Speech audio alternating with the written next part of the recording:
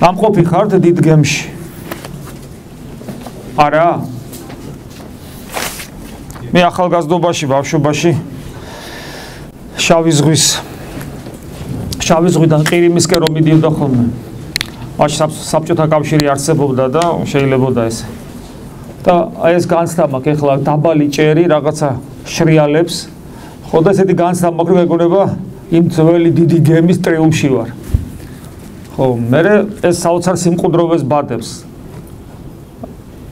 ტრანსპორტიდან ალბათ ყველაზე საინტერესო ტრანსპორტი და რომანტიული ტრანსპორტი არის გემი, დიდი გემი, როცა ზღვაში ღამე მიდიხარ, მთვარე ანათებს, ტალღები, საოცარი სანახავია და საოცარი განცდა. ეხლა ვინმეს არ ეგონოს რომ გემშენებლობაზე ვაპირებ საუბარს. უბრალოდ ეს განცდა მოვიდა და ამ განცდამ სიმყუდროვე მოიტანა ტყობა ბავშვობის. მაგრამ ამავე დროს გემი უკან ხო გესმით ეხლა კარგად. გემი ქრისტიანობაში ისი სიმბოლოა თუ იცით? ეკლესიის სიმბოლოა. ხო და თემაც რაღაც მსგავსი გვაქვს. ხო, რა თემა გვაქვს? ადამიანის ცხოვრება ეკლესიის გარეშე. ესეთი თემა, ადამიანის ცხოვრება ეკლესიის გარეშე. ადამიანი ეკლესიის გარეშე. ახლა ეს თემა ცოტა რთულია. ხომ გესმით? იმიტომ რომ ძალიან დიდ ნაწილს ადამიანებისას აქვს პრეტენზია მორწმუნეობაზე.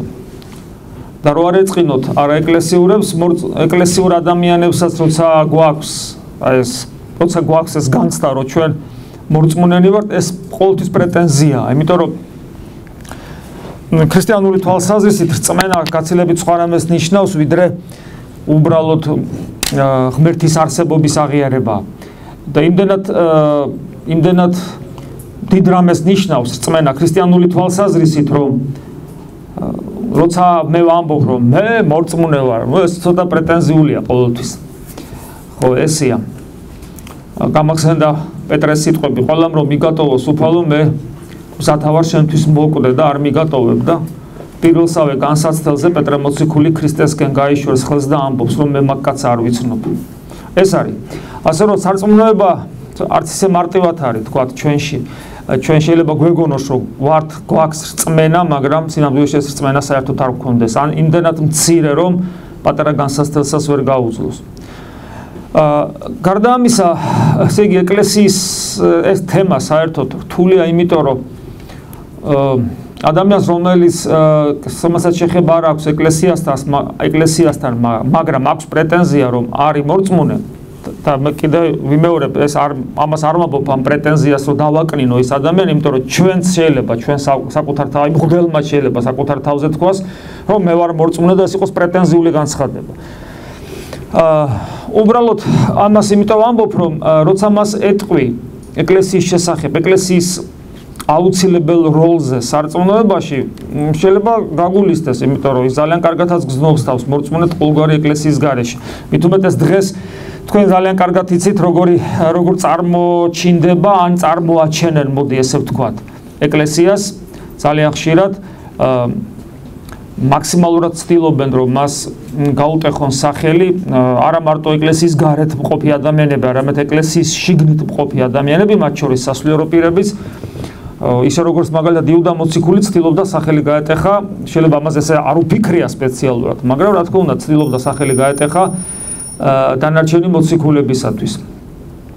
ხო, ესია. მოკლედ, ასია თუ ისია, ეს განწყობა ეკლესიისადმი დღეს აშკარა, ანუ ცუდი განწყობა მრავალ ადამიანში. მრავალ ადამიანში გაუგებარი მდგომარეობა, ანუ არ განუსაზღვრავს ის საკუთარ თავს, არ ინტერესდება, არ უღრმავდება, ცუდად არ ეხება, მაგრამ არც კარგად და ასე შემდეგ. ეხლა გარდა ამისა, თვითონ ეკლესიაზე რომ ვისაუბროთ, აი ღვთისმეტყველების თვალსაზრისით, აი როგორც წერია სახელმძღვანელოებში რა არის ეკლესია, ეს ძალიან ადვილია. მე შემიძლია ესე მოვიდოდი და ვიტყოდი, რომ ქრისტიანობა ასწავლის ესე, ეკლესია არის ეს და დამთავრდა. და ეხლა გინ მიიღებთ. მაგრამ ეს იქნებოდა ჩემი მხრიდან არასწორი. ჯერ ერთი იმიტომ, რომ ესე ფშალად რო ადამიანს გადასცემ ეკლესიის შესახებ, რა უნდა გააგებინო? მით უმეტეს ქრისტიანობისათვის უცხოა ნებისმიერი ჭეშმარიტების აი ამგვარად ასე მშრალად გადაცემა. წარმოგიდგენიათ მოციქულები რო ჩავიდნენ ახლა რომში, სადაც ყვაოდა ფილოსოფია, ყვაოდა კულტურა, ყვაოდა ცივილიზაცია იმდროინდელი როგორი იყო ვიცით, სამართალი როგორი იყო, თავისუფლების როგორი გაგება ქონათ რომაელებს და ჩადიან მეთევზეები და ახლა რომ დაეწყოთ მათ ეკლესიის შესახებ საუბარი რა უნდა გაეგოთ. ხო, ანუ რაღაც სხვანაირად უნდა იყოს ამაზე ნათქვამი და არა ისე როგორც თქვათ შეიძლება სახელმძღვანელოში ეწეროს. ეს ერთი. მერე კიდევ არ იქნება სამართლიანი მე რო შემშალად დავიწყო ეკლესიაზე საუბარი, იმიტომ რომ მახსენდება ჩემი თავი, მე როგორ გავხდი მორწმუნე და როგორ გავხდი საერთოდ მე მღვდელი.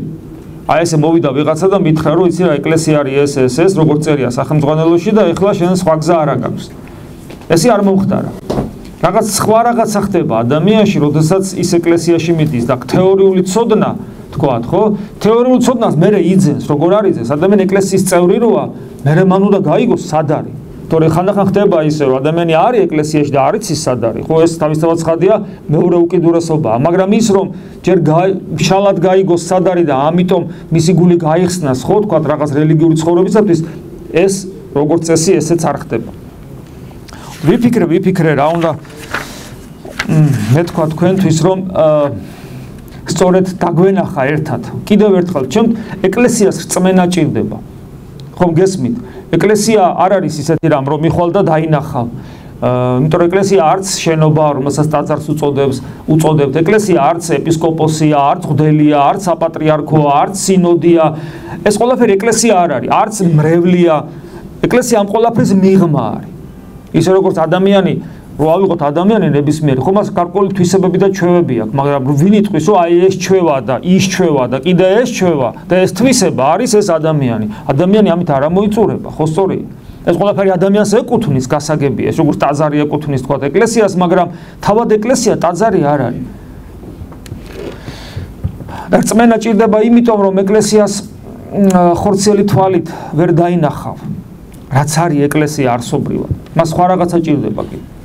და მე ესე ვიფიქრე, სანამ დავიწყებდით საუბარს საერთოდ ქრისტიანობაზე სულ კი არა, სრულყოფილად კი არა, როგორც შეიძლება ქრისტიანობაზე სრულყოფილად ისაუბრო, იმიტომ რომ ამას ჩვენი შეხვედრა კი არა, 5 წელი ერთად რომ ვიყოთ აქ და ვისწავლოთ, 5 წელი არ ეყოფა და ეს თეორიულ ცოდნას და ისე ნამდვილ ქრისტიანობას ჭირდება მთელი ცხოვრება, უნდა მიუძღვა რომ ის გაიგო რა არის. მაგრამ რაღაცა კუთხით შევეხოთ სარწმუნოებას, რომელიც ჭიდრო კავშირშია ეკლესიასთან და სანამ აი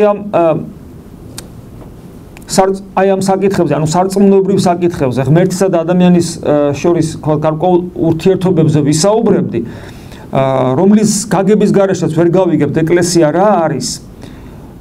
მე მინდა რაღაც აქსიომა ქრისტიანული, აქსიომა, რომელიც ყოველი მორწმუნისათვის მართლაც რომ აქსიომაა და ამის გარეშე ქრისტიანობა არ არსებობს, მე ეს აქსიომა ვთქვა, ეკლესიასაც უკავშირდება, ოღონდ მე ვიცი რომ ადამიანისათვის, რომელსაც აქვს პრეტენზია, რომ მას წმენა აქვს და ღმერთი გულში ყავს და ღმერთი არსებობს და წესიერად უნდა იცხოვროს და თქვა რასაჭიროა რაღაც გარეგანი ინსტიტუცია, თუ ადამიანი ესე ფიქრობს, მისთვის ეს და მით უმეტეს ათეისტისათვის თავისთავად ცხადია. ეს აქსიომა აღმოჩნდება შოკის მომგვრელი.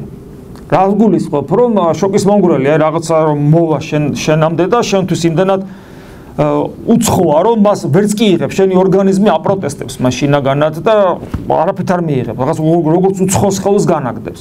ამიტომ მე მინდა რომ ეს აქსიომა როგორღაც გამოვთქვა. ეკლესია ეს არის ის რისთვისაც ძალიან გთხოვთ ისა ხა შოკი ისეთი არ იყოს რაღაცა ცუდად არ გამოხატოთ. მაგრამ მე გეუბნებით რომ ის რაც არის ქრისტიანული სწავლება. ეკლესია არის ის რომლის გარეშეც ინსტიტუცია სპეციალურად არ ვარქმევ, იმიტომ რომ ეკლესია გაცილებით მეტია ვიდრე ინსტიტუცია. ეხლა მე არაფერს არ ვამტკიცებ, მე ვამბობ აქსიომას, რომელიც ქრისტიანობაში, რა თქმა უნდა, ჩვენ მე ვეცდებით მის დასაბუთებას, მაგრამ ქრისტიანობაში ეს მიღებული ჭეშმარიტებაა. ამის საილუსტრაციოდ გამოდგება ის მრწამსი, რომელიც თითოეულ თქვენთანგანს ნათქვამი აქვს, როცა ის მოინათლა, ან მის ნათლიას თქვენს მაგივრად. ანუ ადამიანი როცა ინათლება, მან სავალდებულოდ უნდა აღიაროს, რასაც ახლა მე ვიტყვი. ეს სიტყვები ესე ჟღერს. და ამიტომ არ შეიძლება ადამიანის მონათლა თუ მას არ წამს, თუ მას არ დაუწყია ქრისტიანული ეკლესიური ცხოვრება. ის ამბობს, მწამს ერთი წმინდა კათოლიკე ნიშნავს საყოველთაოს, არა გეოგრაფიული თვალსაზრისით, არამედ რაღაც მთლიანობის თვალსაზრისით, ონტოლოგიური თვალსაზრისით, ანუ რომელიც თავის თავში პოტენციურად მოიცავს მთელ სისავსეს, ცოცხალი სამყაროსი. ამას ნიშნავს კათოლიკე. ანუ ამბობს ადამიანი ესე მოსანათლი, მწამს ერთი და არა ორი, ერთი წმინდა კათოლიკე და სამოციქულო ეკლესია. ანუ ეკლესიისადმი დამოკიდებულება ისეთივეა, როგორც ღმერთისადმი, მას წამს ეკლესია და ჩამოთვლის ეკლესიის ძირითად თვისებებს. ნებისმიერ სახელმძღვანელოში ეს თვისებები არის. ერთი რას ნიშნავს? წმინდა რას ნიშნავს? კათოლიკე რას ნიშნავს? სამოციქულო რას ნიშნავს? შეიძლება ამასაც შევეხოთ, მაგრამ ეს არის თემები, რომელსაც უკვე მორწმუნე ადამიანი იგებს და კითხულობს და აი სად ვყოფილ ვარ მე. ამიტომ ჩვენთვის ახლა ეს ნაკლებად მნიშვნელოვანია. მე სხვა რამე მაინტერესებს უფრო ჩვენთან ურთიერთობაში. კიდევ მეორე აქსიომები, რომელიც ჩემთვის არის აქსიომა ყველა მორწმუნისათვის, მაგრამ შოკის მომგვრელი, როგორც თქვი, ადამიანისათვის, რომელიც ამბობს, მწამს, მაგრამ ეკლესიას არ ცნობს. ანუ ის რომ ეკლესია არის ის ინსტიტუცია არა, ეკლესია არის ის, მოდი ასე ვთქვა, რომლის გარეშეც ადამიანი, როგორც ღვთისქმნილება, არის ყველაზე საბრალო არსება. ანუ ეკლესიის გარეშე ეს დავიმახსოვროთ, მე მინდა გითხრათ და მე ვიმსჯელოთ, არის თუ არა ესე. ადამიანი ყველაზე საბრალო არსებაა. ეკლესია არის ღმერთის, ღვთის სასუფევლის, ანუ სამეფოს დასაწყისი, პირველი საფეხური დედამიწაზე. ეკლესია არის ქრისტეს მისტიური სხეული და თავად ქრისტეა, ამავე დროს ეკლესია არის სულიწმინდის საუფლო, სულიწმინდა, გიეს და ყველაფერი რაც ხდება, სულიწმინდა ღმერთის მესამე ჰიპოსტასი, მესამე პირია, მესამე პიროვნება. ეკლესია არის ის, რისთვისაც შექმნა ღმერთმა მთელი სამყარო. ეხლა მე გეკითხებით, არის თუ არა ეს, თქვათ, რაც მე ვთქვი, შოკის მომგვრელი ადამიანისათვის, რომელიც შეიძლება მორწმუნე იყოს, მაგრამ ეკლესიას როგორც ინსტიტუციას არ ცნობს და ამ დროს ეუბნები მას, რომ იცი რა, ეკლესია სწორედ ის არის, რასაც შენ ებრუზი, ეკლესია სწორედ ის არის, რისთვისაც მთელი სამყარო შეიქმნა. მთელი სამყარო, გალაქტიკები. როგორი დასატევია ეს ადამიანისათვის. ნუ ადამიანს ესე დროს ორი ანუ არჩევანს არ უტოვებ. ან ერთი, ან შავი, ან თეთრი, ან მარცხნივ, ან მარჯვნივ. რაღაც შუალედური არ რჩება, თუ პატიოსანია. ანუ პირველი თქვას, რომ ჩემზე გიჟია ეს ოხერი და თავი გამანებოს, თუ რასისულელებს ლაპარაკობს და მეორე თუ იტყვის, რომ მაინც თლად გიჟს არ გავს, მოდი აბა მოусმინოთ, რისი თქმა სურს. მესამე ვარიანტი არ არის, თუ ადამიანი ჭეშმარიტების მაძიებელია, გასმარო თქოს, იმიტომ რომ როგორც წესი, ადამიანი თუ არ ცდილობს რაიმე არსის სიღრმეში ჩასვლას და ზედაპირული, ახლა ეხება არსობრივ საკითხებს, ხო? იმ პირველად კატეგორიებს, როგორც რითაც სამყარო არსებობს, თორე ახლა დომინოს თამაშზე და რაღაც სხვა მეორე ხარისხოვანზე შეიძლება სიღრმესეულად არ დაიწყოს ამის გამოძიება, მაგრამ თუ არის რამე ისეთი, რაც არსობრივ საკითხებს ეხება, ადამიანური სიცოცხლის არსს ეხება, ჭეშმარიტების მაძიებელი ყოველთვის დაინტერესება სიღრმეში ჩავა. ან მისი გული ეგრევე არ მიიღებს და იტყვის არა და ჩათვლის, რომ სიღრმისეულად გაიგო და იმიტომ არა, ან დაფიქრდება თუ უფრო დინჯია გადაწყვეტილებების მიღებაში და ეგება რასთან ამაქვს საქმე, ეგება მე რაღაც არ ვიცი. ჩვენ ხო უნდა გქონდეს ეს ვაჟკაცობა, რომ თქვათ, რომ რაღაც არ ვიცი. ესეა. ესე იგი ერთ-ერთი რაც მე ვახსენე ამ აქსიომაში, ეს არის, რომ ადამიანი არის ერთ-ერთი ყველაზე საბრალო არსება ეკლესიის გარეშე. მაგრამ ეხლა ცოტა ხანი ამ აქსიომებს თავი დავანებოთ მოდი ეკლესიასაც ტოტახანი თავი დავანებოთ და შევეხოთ ისეთ თემას, როგორიც არის ადამიანი. რა არის ადამიანი და ვინ არის ადამიანი? ჩვენ ვიცით, რომ შეხედულებები არსებობს უამრავი. არსებობს ათეისტური შეხედულება, არსებობს სხვადასხვა რელიგიური შეხედულება ადამიანზე. სხვადასხვა ფილოსოფიური შეხედულება ადამიანზე. ათეისტური შეხედულება ყველამ ვიცით. რა არის ადამიანი ათეისტური თვალსაზრისით? ეს არის განვითარებული ცხოველი. ხო ესია? მაინდა-მაინც აბდოღაც მაიმუნი ვამბობდნენ. თუმცა ატო სხვა ცხოველსაც შეიძლება შევადაროთ ხასიათებით, თვისებებით, მიდრეკილებებით. ატო მაინდა-მაინც მაიმუნი. ხო, ესია. ეს არის ათეისტური შეხედულება. გასაგები ამას საფუძვლად რა უდევს? ამას საფუძვლად უდევს ის, რომ ის თვისება, რაც აქვს ღმერთს, უსასრულობა, ყველგანყოფობა, მარადიულობა და შემოქმედებითობა, ეს თვისებები ღვთაებრივი მიაწერეს მატერიას, რომელიც სინამდვილეში დღევანდელი მეცნიერების ხო დიდი აფეთქების თეორია თუნდაც არც უსასრულოა, არც მარადიულია. და რაც შეეხება შემოქმედებითობას, ეს უაღრესად საეჭოა. პირიქით, იმიტომ რომ მატერიაში არსებობს შემოქმედების კანონი, მატერიაში არ არსებობს. მატერიაში არსებობს, ესაც ფიზიკოსებმა ეციან, ენტროპიის კანონი, რომელიც ნიშნავს იმას, რომ ყველაფერი მიდის დაშლისკენ, განადგურებისკენ, ქაოსისკენ. თვით ორგანიზება არ შეუძლია მატერიას. ფიზიკა ესეთ კანონს, რაღაცის თვით ორგანიზება მოხდეს, ფიზიკა ესეთ კანონს არ იცნობს. ამიტომ ათეისტების ამგვარი საფუძველი, რომ ეს ყველაფერი, ანუ ღმერთის თვისებებს რომ მატერიას აწერენ, ეს რა თქმა უნდა, არ დასტურდება მეცნიერულად, მათემატიკურად. მაგრამ აი სწორედ ამ ათეისტური შეხედულებიდან გამომდინარეა, რომ მატერია განესთვის თვით ორგანიზებას და მივიდა სიცოცხლემდე და სიცოცხლე ერთი უჯრედიანიდან მივიდა ადამიანამდე. ესია. მაგრამ თუ არა ვართ ათეისტები, მაშინ არსებობს სხვადასხვა ფილოსოფიური და რელიგიური მიმდინარეობები, თუ რა არის და როგორია ადამიანი და ვინ არის ადამიანი. ეხლა კიდევ ერთ აქსიომას ვიტყვი, რომელსაც ეხლა რა ვიცი, პერიოდულად თუ ჩვენი საუბარში ეს დადასტურდება, ხო კარგი და თუ არ დადასტურდება, ნუ არ დადასტურდება. მაგრამ ჩემთვის ეს დადასტურებულია და მე თუ კითხვა იქნება, მე შემიძლია უფრო განვავრცო.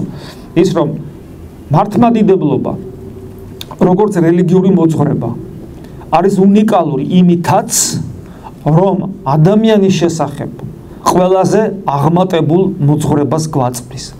არ არსებობს მსოფლმხედველობა, არც რელიგიური და არც ფილოსოფიური, რომელიც ადამიანზე უფრო მეტს ამბობდეს და ადამიანს უფრო დიდ არსებად წარმოაჩენდეს, ვიდრე ამას აკეთებს მართლმადიდებლობა.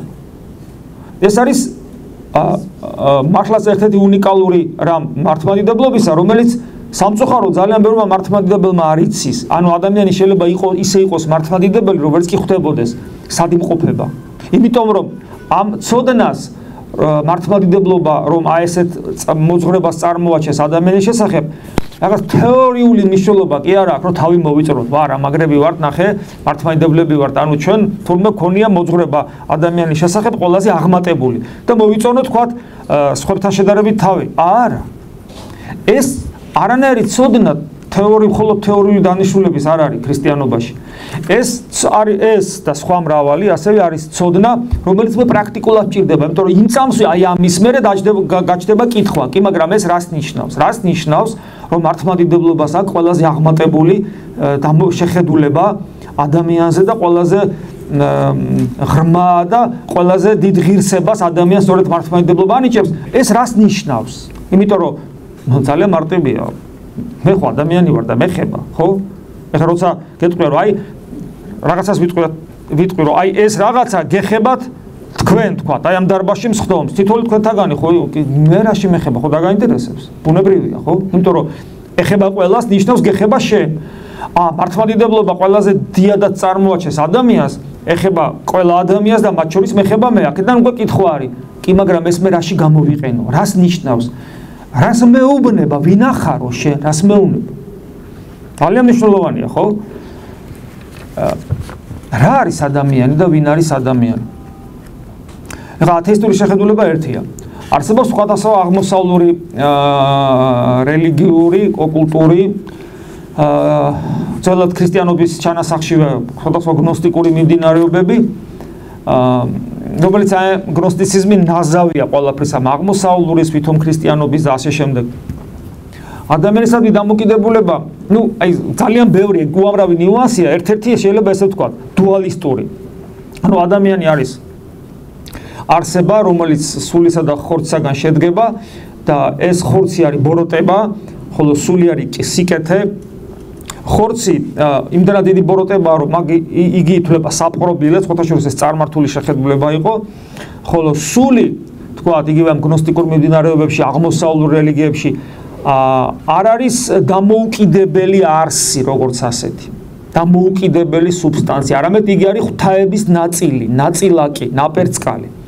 და რელიგიური ცხოვრების არსი მდგომარეობს იმაში, რომ ამ როგორმე ხორცის ტყვეობისაგან განთავისუფლდე სპეციალური ცხოვრების წესით, რომ თუ არ განთავისუფლდი, როგორც კი გარდაიცვლები, სხვა ხორცში ჩასახლდები, ხო? გესმით? აი ეს ინკარნაცია რასაც ქვია. მე იქაც თუ ვერ ივარგე, კიდე სხვა ხორცში ჩასახლდები. შეიძლება გოჭუნიას ხორცში ჩასახლდე და ასე შემდეგ. და თუ განთავისუფლდები, ბოლო-ბოლო, ხო? შენი სული, რომელიც არის უკვდავი, ეს როგორც ნაპერწკალი შეუერთდება იმ ოკეანეს ღვთაებისას, რომლის ნაწილიც შენ ხარ. ან როგორც თქვა და მარილის კაცი შევიდა ზღვაში, მაგრამ და ბუნებრივია ეს, რომ ზღვა არის მარილიანი და ეს გადნება იმ წყალში და თავის ბუნებრივ მდგომარეობას დაუბრუნდება. მაგრამ თქვენ ალბათ აქ დაინახავთ, რომ კი, მაგრამ მე ხო, გასაგებია, შელაპარაკობდით ჩემს ხორცზე, რომელიც საპყრობილია. შელაპარაკობდით ჩემს სულზე, რომელიც ღვთაების ნაწილია და მე მას შეუერთება. მე სადა ვარ?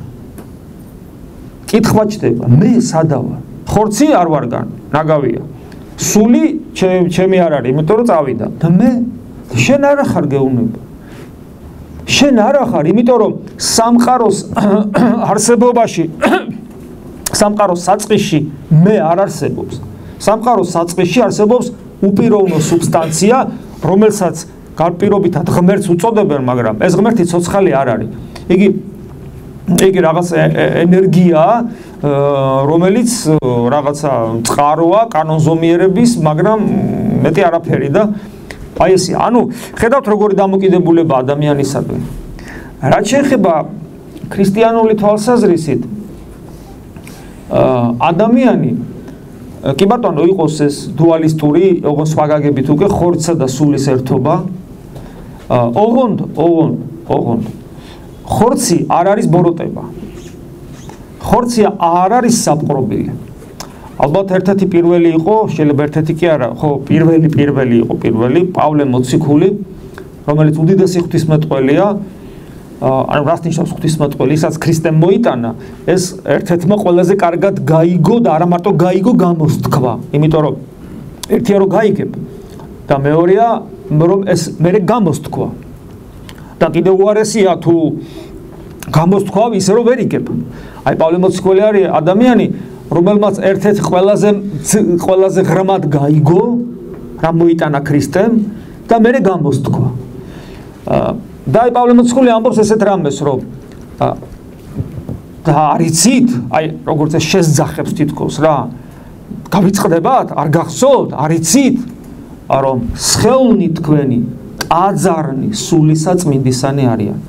სამყაროში, სადაც უკვე დიდი ხნით უკვე ანუ წარსულს ჩაბარდა სოფლიო ადამიანური აზროვნების მწვერვალი ბერძნული ფილოსოფია, საბოლოოდ უკვე ნეოპლატონიკოსები უკვე იმ პერიოდში იყვნენ, მაგრამ ნეოპლატონიზმი იყო ბერძნული ფილოსოფიის გაერთიანების ერთიანი სინკრეტული ფილოსოფიის შექმნის მცდელობა იყო, ხო? და ფაქტობრივად ადამიანის სხეულზე იყო ეს შეხედულება. თვითონ პლოტინი, რომელიც იყო ერთ-ერთი მამათმთავარი ნეოპლატონიზმისა, რომელიც მართლა ძალიან დიდებული მოაზროვნეა. ფაქტურად შეიძლება ასე ითქვას, რომ ნეოპლატონიზმი არის ერთ-ერთი ინტელექტუალური ადამიანის კაცობრიობის ინტელექტუალური განვითარების უმაღლესი მწვერვალია. მაგრამ პრობლემა იცით რა იყო მაგ დროს ფილოსოფიაში, რომ მიუხედავად იმისა, რომ ისინი ცოტა ზემოდან უყურებდნენ წარმართულ რელიგიას და ფიქრობდნენ, რომ ნუ რა არის ახლა ეს წარმართული რელიგია, ნუ და თვითონ უღმერთონი კი არ იყვნენ, მაგრამ ფიქრობდნენ, რომ აი ეს რაც არის, ხო, ნუ ეს მაგრამ აღმოჩნდა საოცრება, რომ ის სამყაროს შესახებ შეხედულება, აი რა არის სამყარო, როგორია ის, რისთვის და როგორ არსებობს და ადამიანის ადგილი ამ სამყაროში, რა შეხედულებებიც უნდა იმდროინდ წარმართულ რელიგიას, პლატონიზმი და ნეოპლატონიზმი და საერთოდ ესე იგი სოფლიო აზროვნების ეს წვერვალი, რასაც ბერძნული ფილოსოფია ქვია, ამას ვერ ასცდა. ანუ თითქოს ზემოდან უყურებს საკუთარ რელიგიას, თითქოს ყველაფრის ფილოსოფიურ გააზრებას გვთავაზობს, მაგრამ სამყაროს ზოგად მოდელზე ზუსტად იგივე წარმოდგენა აქვს, რასაც იმდროინდელი რელიგია იძლევა და ეს ძალიან მნიშვნელოვანია. ეს ფაქტია, ახლა მე ამას კი არ ვიგონებ. ეს არის ფაქტი. ანუ კაცობრიობა ვერ მივიდა იმ სიმაღლემდე, მიუხედავად ესეთი ამგვარი საოცარი ინტელექტუალური განვითარებისა, პლატონის, სოკრატე მანამდე და არისტოტელე ფაქტიურად და მათზე აგებული ის უამრავი ვარიაციები, რაც არსებობს, ეს არის ამას დიდი ინტელექტუალური მიღწევები კაცობრიობაში აღარ არსებულა. მე უკვე აქედან გამომდინარე არის იგივე გერმანული ფილოსოფია, აღმოსავლეთში თქვა იგივე ჩინეთში, ინდოეთში ფილოსოფია იყო, მაგრამ მას სისტემური მეცნიერული ხასიათი არ მიუღია, ფრაგმენტული იყო. გენიოსია ლაოძი, გენიოსია კონფუცი და შემდეგ, მაგრამ აი ეს სისტემური ხასიათი არ ქონია და აქ საოცარ თელი სისტემები შექმნეს. და მე უკვე თვით ქრისტიანი მამებიც, წმინდა მამებიც ხომ მათ ამ ფილოსოფიურ აზროვნებას როგორც ინსტრუმენტს იყენებდნენ თავიანთ ლოგიკაში, ლოგიკური დასაბუთების დროს. მაგრამ აი ნახეთ, ადამიანის შესახებ ვერ ცილდებიან იმას, რასაც მათი რელიგია, თითქოს მათი რელიგია არის რაღაც ჩიხი, რაღაც ესეთი მონოლითი, რომელიც თავზე ადგათ და ადამიანის ინტელექტს არ შეუძლია იქით გაიხედოს და ამ ჩიხის ერთ-ერთი გამოვლინება სწორედ ეს არის, ადამიანის სხეული არის საპყრობილი. ეხლა დღეს მაგალითად ქართველი კაცი ამას ვისაც პატარა ბავშვი ყავს, მით უმეტეს და შვილი ყავს, ან შვილი ყავს, არანაირი ფილოსოფიური განათლება არ ჭირდება და რელიგიური ამას ისედაც ვერ შეეგუება, იმიტომ რომ ის თავის პატარა წლინახევრის ბავშვი რო ყავს სახში, ის იმდენად რა საპყრობილია კაცო, რა ხორცი ბოროტება, ამას შინაგანად აპროტესტებს, იმიტომ რომ ის ბავშვი საოცრებაა, როგორ იყურება, როგორ ტიტინებს, როგორ დატანტალებს, ეს საოცრება, ანუ რა სისულელია, რა ბოროტებაზე ლაპარაკობს, ხო? მაგრამ აი ესია და აი ქრისტიანობა პავლე მოციქულის პირით პირველად ამბობს. რა თქმა უნდა, პავლე მოციქული ორიგინალურს კი არ ამბობს, უფლისწავლებაა ეს. მაგრამ და არა მარტო უფალმაც ამ შემთხვევაში თვითონ ქრისტეც არ არის ორიგინალური, მან მოიტანა, მან განავრცო და უფრო გაამშვენა და ღრმად წარმოაჩინა, უფრო სწორედ ძველი აღთქმისეული სწავლება. ანუ ეს საკუთრივ ბიბლიური სწავლება, რომლის თქვათ ახალ აღთქმაში, რომლის უფრო მეტად გაშლა და ჩვენთვის გასაგებად გადმოცემა მოხდა. მაგრამ ერთი რამეა, რომ პავლე მოციქული ასეთ ფორმულირებას აკეთებს და გავიწყდებათ, რომ თქვენი ხორცნი ტაზარნი სულისაწმინდისანი არიან და მისცა ძალიან დიდი ფასი ადამიანის ხორცს და სულსაც სხვათა შორის. მე გეტყვით ესეთ რამეს ამბობს პავლე მოციქული, რა თქმა უნდა, ახლა მე სისტემურად არ მივყვები, გადახტომები მექნება. შენი ხორცი გეუნება და შენი სული შენ არ გეკუთვნის. ეს ნუ შეგაშინებთ, იმიტომ რომ აღმოსავლურში და რაც მე წეგან გითხარით, შენ საერთოდ არ არსებობ. შენი პიროვნება არის რაღაც ანაქრო მუტაცია შენს, აი სამყაროშია პიროვნება არის სამყაროს მუტაცია. მთელი აღმოსავლური ბუდიზმი მაგალითად არის მცდელობა, რომ ეს შენი პიროვნება გაქრეს და ნირვანას შეუერთდეს. რატომ? იმიტომ რომ შენ რით იტანჯები ადამიანო გეუბნება ბუდიზმი, იმიტომ რომ შენ სულ რაღაცა გინდა, ხო გინდათ? და ამ სურვილებიდან რაღაც ნაწილს ასრულებ, მაგრამ ძალიან დიდ ნაწილს ხო ვერ ასრულებ. და აი შეუსრულებელი სურვილები არის ტანჯვის საფუძველი. ამიტომ თუ გინდა რომ განთავისუფლდე ამ ტანჯვისაგან, შენი პიროვნება უნდა გაქრეს. მაგრამ შენი პიროვნება რო გაქრეს, თუმცა აქ პიროვნების ცნება კი არ არის აღმოსავლეთში, ინდივიდის ცნება უფრო. და ეს რომ გაქრეს, უნდა ნირვანას შეუერთდე. ანუ შენი ეს გარდასახვები დასრულდეს და შეუერთდი და დამთავრდა ყველაფერი. ანუ მოკვდი ფაქტიურად, გაქრი. და აღარ იტანჯები სამაგიერო, თუ კარგი შეღავათია, მკვდარი როგორ დაიტანჯება. მაგრამ აი ეს მომენტი, რომ აი შენი პიროვნება, რომ მუტაციაა და ზედმეტი ამ სამყაროში, ესე ასწავლიან, მაგრამ ქრისტიანობა გეუბნება არა, თავარი შენში სწორედ პიროვნებაა, რომელიც არ არის ინდივიდი. ინდივიდი სხვა არის. ინდივიდი რაღაც დაბალ ბუნების რაღაც თვისებებია. პიროვნება გაცილებით მაღალი საფეხურია და ქრისტე გეუბნება, რომ შენი ხორცი და სისხლი შენ არ გეკუთვნის, შენი ხორცი და სული შენ არ გეკუთვნის. შენს პიროვნებას არ ეკუთვნის. ანუ აქ კი არ გართმევს ქრისტიანობა, რომ მომეციო, არა, პასუხისგებლობის წინაშე გაყენებს. აი დაახლოებით იცით როგორი რამე, აი თქვათ რომ მოვიდეს რექტორი თქვენი და აქ ხო არ არის რექტორი თქვენი. არ აინტერესებს. აი რომ მოვიდეს რექტორი თქვენი და გითხრას რომ თქვენ თავს არ ეკუთვნით. თქვენ ხართ ჩვენი სასწავლებლის სტუდენტები და ეს იმიტომ კი არ გითხრა რომ თქვენ თავს გართმევთ. არამედ ამას იმიტომ გეუბნებათ რომ პასუხისგებლობის წინაშე გაყენებთ რომ თქვენი ღირსებაა ეს რომ თუ თulis რომ ეს სასწავლებელი ღირსეული სასწავლებელია თქვენი ღირსებაა რომ თქვენ ამ სასწავლებლის სტუდენტები ხართ. ან მაგალითად ჯარისკაცებს ვეუბნებიან თქვენი თავი არ გეკუთვნით ბრძოლაში არიან. რატო? კი არა ართმევს შეუძლია წავიდეს და გაიპაროს იქიდან კაცო აღარ მინდა ბრძოლა თქვა სამშობლოს დაცვა და წავიდეს მაგრამ ამას იმიტომ ეუბნება რომ ამით მის ღირსებაზე პასუხისგებლობაზე მიანიშნებს რომ შენი სიცოცხლე სამშობლოს ეკუთვნის ეხლა იმიტომ რომ შენ საქართველოს ჯარისკაცი ხარ ანუ ღირსებას მატებს გამიგეთ ეს სიტყვები ასევეა პავლე მოციქულის სიტყვები შენი ხორცი და შენი სული შენ არ გეკუთვნის ეხლა ვის ეკუთვნის და მე გეუბნება ვის ეკუთვნის გახსოვდეთ როგორი სისხლით ახართ გამოსყიდული თქვენ ქრისტეს სისხლით ახართ გამოსყიდული თქვენში საფასურია გადახდილი ანუ თქვენ ფაქტურად ქრისტეს ჯარისკაცები ხართ აი რამხელა ღირსებას აძლევს ადამიანის ხორცს და ასევე სულს ანუ ადამიანის ბუნებას პავლე მოციქული და ასევე ის რომ ღვთის ტაძარი და საყდარი ხარ ჩვენ ვამბობთ ესე იგი ორი კითხვა დავსვით რა არის ადამიანი და ვინ არის ადამიანი ამ ორ კითხვას შორის არა მარტო ეს გრამატიკული განსხვავებაა თქვათ რომ ადამიანი როგორც სუბიექტი რომელიც პასუხობს კითხვაზე ვინ და ადამიანის ბუნება რომელიც პასუხობს კითხვაზე რა არამედ ადამიანი საღვთისმეტყველო თვალსაზრისით მართლაც ესეა ადამიანი არის ბუნება შემდგარი სულისა და ხორცისაგან თუმცა ეს ბუნება ერთთლიანობაში არის და ცალცალკე ის არ არსებობს გარდაცვალებამდე და გარდაცვალების მერე დროებით არსებობს ცალცალკე უფლის დაბრუნებამდე მაგრამ თავარი მაინც ის არის რომ აი რაც კვლავ ქრისტიანობამ მოგვაწოდა რაც ქრისტიანობამდე არ იყო ქრისტიანობამ გითხრა რომ შენი ბუნება რომელიც შედგება ხორცისა და სულისაგან შენს პიროვნებაზე არ შენი პიროვნება უბრალოდ აი შენ სახელი თქვათ აი ადამიანს ქვია რაღაც სახელი ხო მისი ეს პიროვნება არ დაიყვანება მის ბუნებაზე ანუ იდენტობა პიროვნებისა ბუნებასთან არ ხდება ქრისტიანობაში აბა როგორი კავშირია მათ შორის და თუ არსებობს პიროვნება ბუნების გარეშე პიროვნება ბუნების გარეშე არ არსებობს არც ადამიანური ბუნება არ არსებობს პიროვნების გარეშე უბრალოდ როგორც საღვთისმეტყველო მოცემულობა პიროვნება აღმატებულია ბუნებაზე ოღონ არა არსით არამედ ღვთისაგან მოცემული რაღაცა უფლებით ითას ეს პიროვნება არსებობს და ესია ღვთისმეტყველებაში რომ პიროვნება მოიცავს ბუნებას ეხლა ესო გასაგები გახდეს ვისი ხელია ეს თეოდორესი ესა ესეც თავი ვისია თავი არ ვიცით ვისია თავის თეოდორესია გული თეოდორესია ღვიძლიც თეოდორესია სული თეოდორესია ადამიანი ასე ამბობს ხო აბა ესე არ ამბობთ ჩემი ხელი ჩემი ფეხი ჩემი სული ჩემი გული ხო ესე ამბობთ ჩემი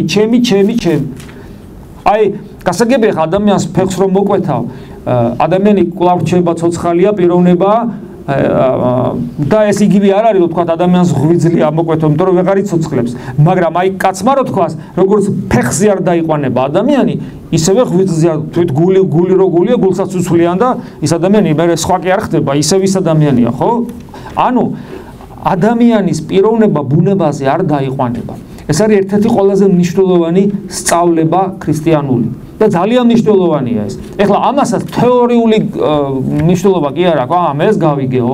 აი რა ყოფილა. დამთავრდა არა. ამას ძალიან დიდი პრაქტიკული მნიშვნელობა აქვს კონკრეტ პრაქტიკულ ქრისტიანულ ცხოვრებაში. მე მეცას გეტყვი, თუ ადამიანმა ეს არ იცის, რომ შენ პიროვნულად ხარ ის, ვინც შენს ბუნებაზე არ დაიყვანება, შენ აუცილებლად ხელი შეგეშლება ღვთის ძიების საქმეში, იმიტომ რომ ქრისტიანობა ღვთის ძიებას ნიშნავს. გესმით? ამიტომ მას უაღრესად პრაქტიკული დანიშნულება აქვს, ძალიან დიდი მნიშვნელობა აქვს ამას. ეხლა გასაგებია მეტაკლებად შევეხეთ ვინ და რა არის ადამიანი და ეხლა მე ამას იმიტომ საუბრობ რომ მე მივიდეთ ეკლესიამდე. გასაგებია რომ ადამიანი ეს არის, მე ეს არის, მე ეკლესია რაღა არის და რაში მჭირდება. აქამდე შეიძლება დავიდეთ. მე ადამიანი და სამყარო. რა მიმართება აქვს, ურთიერთმიმართება აქვს ადამიანს სამყაროსთან. ეს ძალიან მნიშვნელოვანია, ხო? თუ ათეისტებს დაუჯერებთ, ადამიანსა და სამყაროს შორის არანაირი არსობრივი განსხვავება არ არის. ადამიანი უბრალოდ მოწესრიგებული მატერიაა, ხოლო ის, რასაც ჩვენ პიროვნებას უწოდებთ, შემეცნებას, თვით შემეცნებას, ეს არის უბრალოდ ტვინის ფუნქცია. არც მეტი, არც ნაკლები. რა თქმა უნდა, ადამიანებს ესე ჯერათ, ესე ამბობენ, ეს მათი საქმეა. მაგრამ ქრისტიანობა, რა თქმა უნდა, ამას კატეგორიულად ემიჯნება. ძალიან მარტივი მიზეზის გამო, რომ შემეცნება და თვით შემეცნება ეს ისეთი ორგანიზებული მატერიაა, ცოცხალი, რომელიც შეუძლებელია გაჩენილიყო მკვდარი მატერიისაგან. კიდევ იმიტომ, რომ ეს მხოლოდ ვინმეს ესე ჯერა, ეს მხოლოდ ვარაუდია. ისე როგორც ვარაუდია მაგალითად მკვდარი მატერიისაგან გაჩნდეს ცოცხალი უჯრედი. ეს არის მხოლოდ ვარაუდი. იმიტომ რომ მათემატიკური მოდელირება აი ამ პროცესისა, როგორც ჩდება მკვდარიდან ცოცხალი, ამის მათემატიკური მოდელირება, ამის კანონი მათემატიკური არ არსებობს. მე ხშირად როცა ამაზე ვსაუბრობ, მომყავს ხოლმე მაგალითი. აინშტაინმა ჯერ ფარდობითობის თეორიის მათემატიკური მოდელირება მოგცა, რომელიც აი დღეს გარკვეულწილად დიდ ამაჩქარებლებში დასტურდება, თორე აინშტაინის ცდები კი არ ჩაუტარებია, იმის ცდით ჩატარება იყო აბსოლუტურად შეუძლებელი, ხო? მაშინ არ იყო ელემენტარული ფიზიკა ისე განვითარებული, რომ ამგვარი ცდები ჩაეტარებინათ. ანუ მე იმის თქმა მინდა, რომ მათემატიკური მოდელი როცა არსებობს რაღაცა მოვლენის, შეიძლება მე ესე ბოლომდე 100%-იანი არავინ არის ის. შეიძლება არსებობდეს ამ მათემატიკური მოდელის შესაბამისი რეალობა სამყაროში. და აქ რეალობა არსებობს, ანუ არსებობს მკვდარი მატერიას და ცოცხალის, უჯრედი შეიძლება უცებ მოკვდეს და ვერაფრით ვეღარ გააცოცხლებ, თუმცა ყველაფერი ისევ იგივეა, მაგრამ ანუ რეალობა არსებობს, მაგრამ მათემატიკური მოდელი არ არსებობს. იმიტომ რომ სიცოცხლე საიდუმლოება არიციან რა გაუკეთოთ, როცა უჯრედი მარტივი რამე გონათ, აწარმოებენ ცდებს, რომ დაახლოებით ხო იციან ორგანული ნივთიერებები რა არის და როგორ არის და ამ ნივთიერებების სოულს აკეთებდნენ ლაბორატორიაში და 10 წლეულების განმავლობაში მიდიოდა ცდები, რომ როგორმე შექმნილიყო ამ სოულსისაგან ცოცხალი უჯრედი. მაგრამ რაღაც მომენტში შეწყდა ეს, მით უმეტეს დღევანდელი ტექნოლოგიები როგორ არის განვითარებული, ხო ვიცით? მაგრამ ეს ცდები, მაშინ ტექნოლოგიები არ იყო განვითარებული. ეს ლაპარაკია მე-20 საუკუნის პირველ ნახევარში. მეორე ნახევრის აქეთა ცოტა, სანამ ელექტრონული მიკროსკოპი გამოიგონეს. და როგორც კი ელექტრონული მიკროსკოპი გამოიგონეს, მე აღარ ზუსტად ახლა მომთხოვთ, შენდობას ვთხოვთ თუ თარიღი შემეშალა. როგორც კი ელექტრონული მიკროსკოპი გამოიგონეს, იმ წამსვე ეს ცდები, ანუ ტექნოლოგია განვითარდა, თითქოს უფრო მეტად უნდა გაეგრძელებინათ ეს ცდები, როგორმე მიიღონ ცოცხალი, არაცოცხალისგან ცოცხალი მატერია, მაგრამ ეს ცდები შეწყდა. მიზეზი რა იყო? სანამ ელექტრონულ მიკროსკოპს გამოიგონებდნენ, უჯრედი ეგონათ რაღაც ესეთი ლორწოვანი, რაღაცა წარმონაქმნი, რომელთა ერთობლიობა ცოცხალ ორგანიზმს ქმნის. აღმოჩნდა, რომ უჯრედი რაღაც ლორწოვანი წარმონაქმნი კი არ არის, რომელთა ერთობლიობაც ცოცხალ ორგანიზმს ქმნის, არამედ უჯრედი არის მთელი სამყარო. და ესეთი რთული, რომ სამყაროში ალბათ ვერაფერი ვერ შეედრება თავისი რთულით და იმის შემთხვევითად რაღაც სოულსისაგან წარმოქმნა არის აბსოლუტურად შეუძლებელი და ეგრევე დახურეს ეს ცდები. ანუ მე იმის თქმა მინდა, რომ სამყარო თვითონ სამყარო არის ძალიან უცნაური რამ, სხვათა შორის და ადამიანისა და სამყაროს მიმართება ესე მარტივად არ არის, როგორც ათეისტებს სურდათ. ეხლა როგორია სამყარო? ჯერ ერთი სამყარო არ არის უსასრულო. დიდი აფეთქების თეორია გვეუბნება, რომ მას გარკვეული მოხაზულობა აქვს. დაახლოებით შეიძლება დაითვალონ კიდევაც რამდენი მილიარდი არა, რამდენი ვარ მილიონი, გასცლებით მეტი, რომ ვიდრე მილიარდი, 300 მილიარდი გალაქტიკა, თითო გალაქტიკაში 200, 100, 300 მილიარდი ვარსკვლავი შეიძლება იყოს, ანუ დაახლოებით შეიძლება ითქვას, რამდენი ვარსკვლავი არსებობს სამყაროში. მაგრამ თავარი მაინც ის არის სამყაროსა და ადამიანზე რომ საუბრობთ, რომ სამყარო ესეთი ტერმინი არსებობს. ანთროპოცენტრულია. ანთროპორი ადამიანი, ანთროპოცენტრული ნიშნავს იმას, რომ ქრისტიანობა ესე ამბობს, სამყარო არის ადამიანისათვის შექმნილი. ეხლა ეს პირდაპირ ბიბლიაში ჩანს, რომ მთელი სამყარო ადამიანისათვის შეიქმნა და ადამიანი არის სამყაროს გვირგვინი, მაგრამ აი იგივე დედამიწა ავიღოთ მაგალითად. ეხლა შორს ნუ წავალთ. დედამიწა იმდენად უცნაურად არის შექმნილი. ხას უსვამს შექმნილი ესეთი ორგანიზმია ხელსაწყოა მოდი ესე ვთქვა რომელიც შემთხვევით ვერაფრით ვერ იარსებობდა ისეთი კავშირებია ერთმანეთთან ნუ პირდაპირ გასაოცარია აი მაგალითად მთელი დედამიწაში ეს დედამიწაში არის მუდმივი კლიმატი ხო ჩვენ ვიცით ეს მეტნაკლებად ეს კლიმატი როგორ რეგულირდება მაცივარ რაღაც საოცრება მაგალითად ანტარქტიდის როლი არის უდიდესი დედამიწაში რომ ეს დედამიწაზე რომ ეს კლიმატი აი ესეთ ფარგლებში არის და ადამიანის ტემპერატურასავით რო არის რა 36 ხო კლიმატ კონტროლი აქვს ადამიანს ის საოცარად არეგულირებს თვითონ ადამიანის ორგანიზმი აი ესეა დედამიწაზე და აქ ეს მექანიზმი როგორ მუშაობს დედამიწაზე უბრალოდ ეს არის საოცარი იქ ანტარქტიდის როლი როგორია და იქ და ასე შემდეგ ეხლა უბრალოდ ეს სხვა თემაა და გადაგვიყვან შორს მაგრამ ეს არის საოცრება ანუ იქ ცირე როგორი გრადუსით არის თქვა მზისადმი დახრილი როგორი მანძილით არის მზესთან ნუ იქ ისეთი ნიუანსებია რომ პატარა გადახრა გრადუსებში პატარა გადახრა რაღაცებში და ყველაფერი განადგურდება მერე გარდა ამისა ანუ ადამიანი ვეღარ გაძლევს მერე გარდა ამისა თვითონ სინათლის არსებობა აი ჩვენ ხო ვეჩვევით ყველაფერს სინათლე რომ არსებობს ბიბლია გეუბნება რომ პირველი მოწესრიგებული მატერია არის სინათლე რომელიც ღმერთმა შექმნა ჯერ შექმნა არაფრისაგან ფოტოშორის დიდი აფეთქების თეორიაც ამას ამბობს არაფრისაგან შექმნა მატერია და შემდეგ ეს მატერია მოაწესრიგა და პირველი მოწესრიგებული მატერია იყო სინათლე ახლა ალბათ ამას ფიზიკოსები დამეთანხმებიან რომ შეიძლება სამყაროში სინათლე არ ყოფილიყო ეს ელექტრომაგნიტური ტალღა ფოტონები არ ყოფილიყო აი ამ სიხშირის და დამთავრდა არ იქნებოდა სინათლე რა სამყაროს ამით დააკლდებოდა არც არაფერი მთელი რიგი ადგილებია თქვა დედამიწაზე იგივე ოკეანის სიღრმეებში და სინათლე საერთოდ არ აღწევს და იქ გარკვეული ცხოველები არსებობენ და უსათაშორის ულამაზეს ცხოველები მარიანას ღმოში ულამაზეს თევზებია გეუბნება ხატორმა დახატაო ვის ჭირდება იქ თვალებიც კი არა ასე რომ შეიძლებოდა ხო სამყარო არსებობდა სინათლე არ ყოფილიყო საერთოდ ისე კაცმა თქვას არც გრავიტაცია არ ყოფილიყო რა თქმა უნდა სამყარო იქნებოდა სრული ქაოსი და გრავიტაცია რა არის კაცი შვილმა არ იცის უბრალოდ ერთი სხეული მეორეს იზიდავს ეს იციან მაგრამ რატო იზიდავს არავინ არ იცის ხო და ამით წესრიგდება მთელი სამყარო და ასევე სინათლე მაგრამ მეორეს თუ არ იქნებოდა გრავიტაცია და არ იქნებოდა სინათლე ჩვენ არ ვიქნებოდით როგორებიც ვართ ასე ხო ანუ ეს ორი მაგალითი მოვიყვანე იმისათვის რომ ნუ ახლა ასეთი მაგალითები იმდენია გასაოცარი მაგალითად ატმის მაგალითი ატომი ხო გიჭამიათ ატომში ნაყოფი რა არის როგორია ატომის ნაყოფი გინახიათ როგორია ეს ნაყოფი ატომის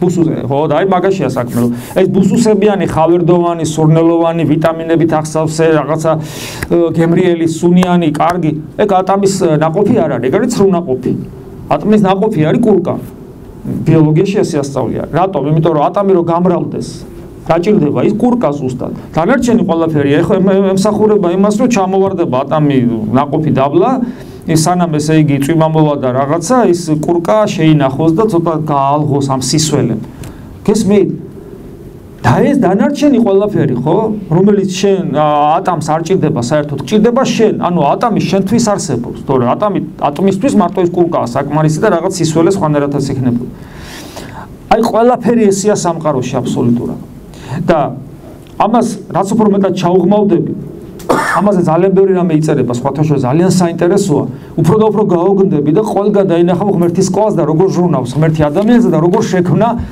ყველაფერი შენთვის რომ შენ აქ იარსებოდა და რისთვის იარსებო ესეც საინტერესოა ამას პირდაპირ ბიბლია გვასწავლის ძველი აღთქმაც და პავლე მოციქული ამას საოცრად ამბობს რომ ეს ყველაფერი სამყარო ამგვარად იმიტომ არის შექმნილი რომ ეს ამ ყველაფრის გამოკვლევით ამ ყველაფრის შემოქმედი დაინახო აქ არის ყველგან კვალი მოსიყვარულე მზრუნველი მამის კვალი იგზნობა ყველგან ეს არის ეხლა ძალიან საინტერესოა ადამიანი და ადამიანები ეგ საინტერესო იმიტომ არის რომ ადამიანი გასაგებია ლამაზი სამყარო მაგრამ ჩვენ ვიცით თქვათ რობინზონ კრუზო რა ტრაგიკულ სიტუაციაში აღმოჩნდა რატომ აღმოჩნდა რობინზონ კრუზო ტრაგიკულ სიტუაციაში სანამ პარასკევას იპოვიდა დაკითხული გაქვთ დანიელ დეფოს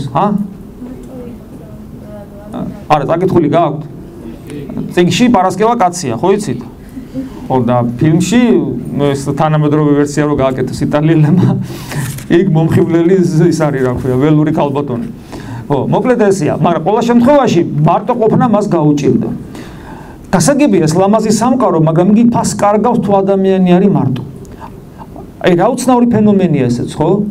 ადამიანს შეუძლია ჭამოს, სვას, არ ჭირდება სხვა ადამიანი მაინდა-მაინც თითქოს, მაგრამ უბედური ხდება, როცა ადამიანი არის მარტო. თუ ეხლა ესე იგი ჩამოყალიბებული რეციდივისტური მიდრეკილებების და მანიაკალური მიდრეკილებების ეგოისტი არ არის ადამიანი, რა თქმა უნდა, მას მარტო ყოფნა არ უნდა. აი რა ფენომენია ეს? რატო უნდა ადამიანს მეორე ადამიანი, მესამე ადამიანი, საზოგადოება? აი თვით ის ადამიანებიც კი, რომლებიც შეიძლება ჩავთვალოთ კაცობრიობის მოძულეებად, აი დიქტატორები და ასე შემდეგ. ადამიანი, რომელსაც ადამიანი საკუთარი ცოლი და საკუთარი შვილი და დედა შეიძლება არ უყვარდეს, სიდადრე მით უმეტეს. ვთქვათ, არ უყვარს, არავინ არ უყვარს, ჯიჯღინებს, ყაყანებს, ჯაჯღანებს, იგინება, მოკლედ ესე ისე. ადამიანი, რომელიც შეიძლება იყოს მართლა მანიაკალური მიდრეკილებების და ბოროტი. თქვენ როგორ წარმოგიდგენიათ ის ადამიანი საზოგადოებაში როგორ იქცევა და როგორ ცხოვრობს? ისევ სხვა ადამიანების წინაშე რაღაცებს არ ცდილობს, ან კეთილი კაცის სახე მიიღოს, ან იქიდან ხება დაიმსახუროს, ანუ ადამიანს სხვა ადამიანის გარეშე არ შეუძლია. იმასაც კი ვისაც ადამიანები არ უყვარს ზოგადად. ხო, შეუძლია თქვა ატომური ბომბს დააჭიროს ისი და მთელი კაცობრიობა ააფეთქოს, მაგრამ მეორე მხრივ მას მეორე წუთში ადამიანები ჭირდება.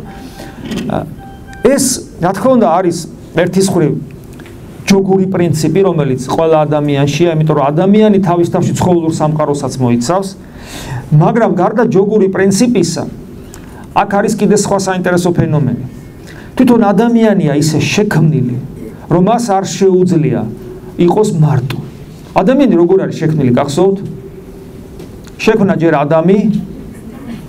ადამის მერე შექმნა ევა. რატო შექმნა ევა? იმიტომ რომ თვითონ უფალი ამბობს, არ ვარგა კაცის მარტო ყოფნა. ეხლა ეს რატო დაიწერა? იმიტომ კი არ დაიწერა, რომ უფალმა თვითონ აიღოს ეს წიგნი და წაიკითხოს. ამას ჩვენ გვიწერს, რომ ჩვენ ვიცოდეთ, რატომ არის ადამიანი ამგვარად შექმნილი, რომ ის არ უნდა იყოს მარტო. არ ვარგა, ცოდოა კაცის მარტო ყოფნა. ესე იგი, ამით ჩვენ ქრისტიანობა გვასწავლებს, რომ ადამიანი მარტო მყოფი, რაშია ცოდო ეხლა? არა მარტო იმაში, რომ კომფორტი ერღვევა თქვა და ხმის გამცემი უნდა. ადამიანს რაღაცა მისია აქვს მისია. და აი ეს მისია რო აქვს, აი ამ მისიაში ის მარტო არის ცოდო. მარტო კაცი ჭამაშია ცოდოაო, მაგრამ ის თავარი მისია ჭამაზე გაცილებით უფრო რთული. ამიტომ ადამიანი შეიქმნა ისე, რომ მას აუცილებლად უნდა ქონდეს ურთიერთობა სხვა ადამიანთან. ადამიანი შექმნილია, მეცაც გეტყვით, ადამიანი შექმნილია თანახე როგორ არის მამაკაცსა დედაკაცსა, ეს რას ნიშნავს კიდე? იმიტომ რომ მამაკაცსა დედაკაცს შორის უფრო ურთიერთობა უფრო სიღრმისეული და ინტიმური შეიძლება იყოს, ვიდრე მამაკაცსა და დედაკაცს შორის. ხო სწორია? სიყვარულის უმაღლესი გამოვლინება. რა თქმა უნდა, მეგობრობაში უდიდესი სიყვარული შეიძლება იყოს და დაქალობაშიც, მაგრამ მეგობრობის უმაღლესი გამოვლინება, რასაც მართლაც აი ყველაზე ლამაზი და მშვენიერი გამოვლინება, რა თქმა უნდა, არსებობს მამაკაცსა და ქალს შორის, ესია. იმიტომ რომ ეს ადამიანის ბუნებაში დევს. ხო?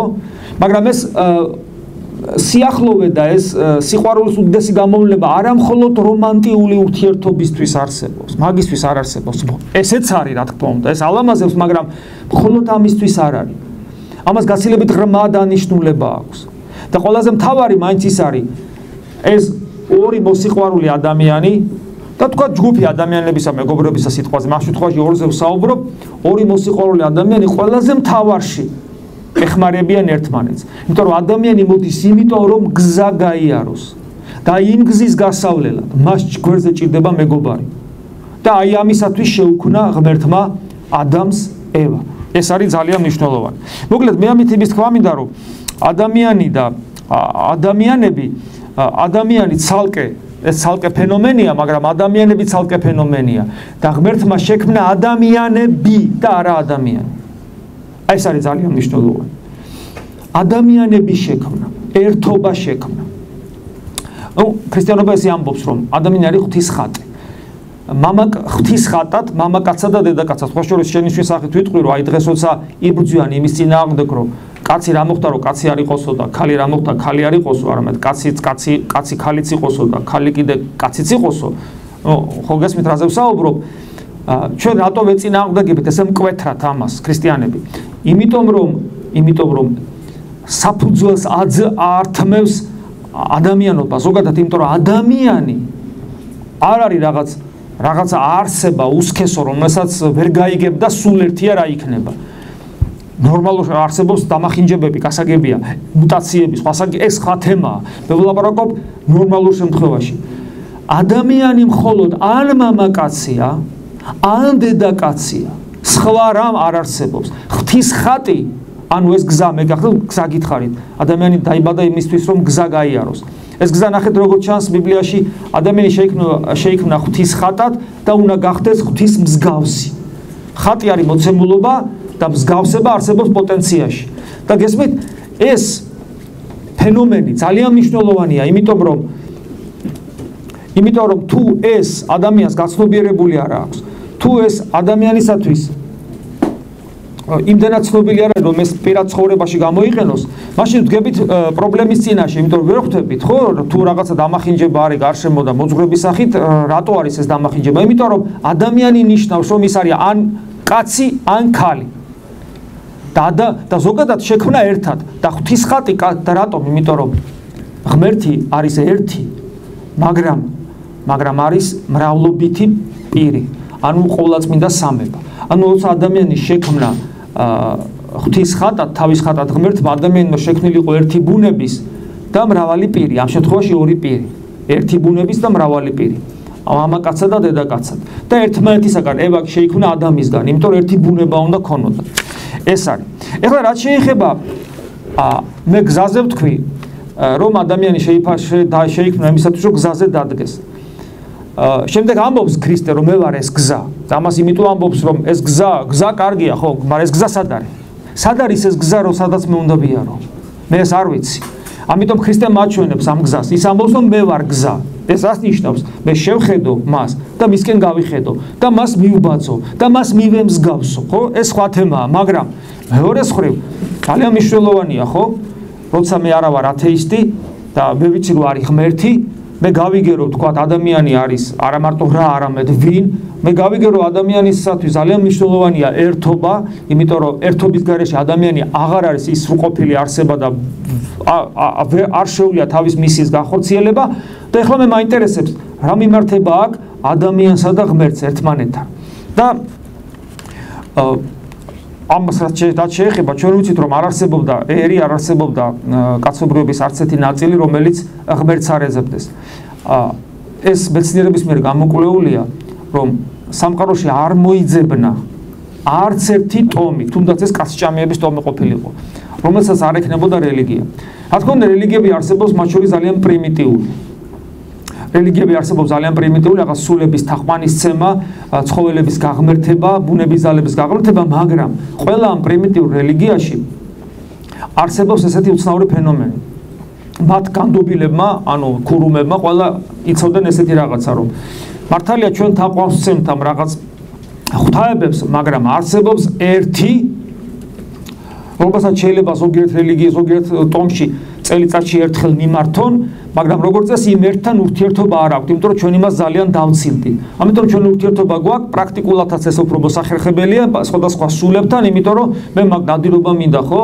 ნადირობის ღმერთი მყავს და ომში მინდა გავიმარჯვო, ომის ღმერთი მყავს, მინდა რომ ზღვამ არ დამაზიანოს, ზღვის ღმერთი მყავს და აი ესეთი მაგრამ ის ერთი თითქმის ყველასთვის არსებობდა.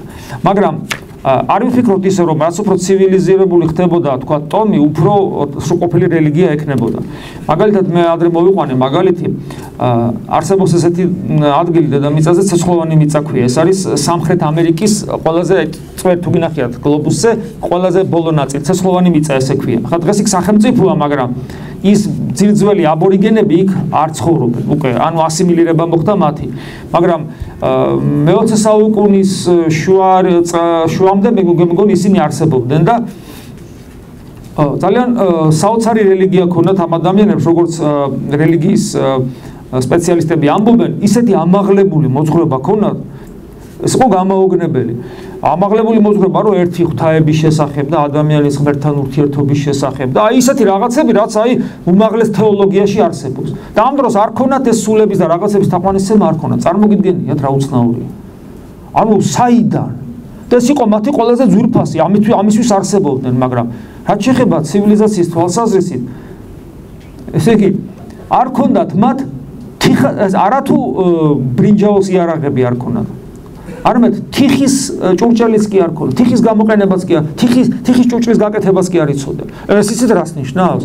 და მე რეყვებიან, აი მაგალითად, უნდა იქაურ ტომის ოჯახის დედას, დედიასახლის აადუღოს წყალი თქვათ ბავშვებისათვის. როგორ უნდა აადუღოს წყალი, როგორ ფიქრობთ?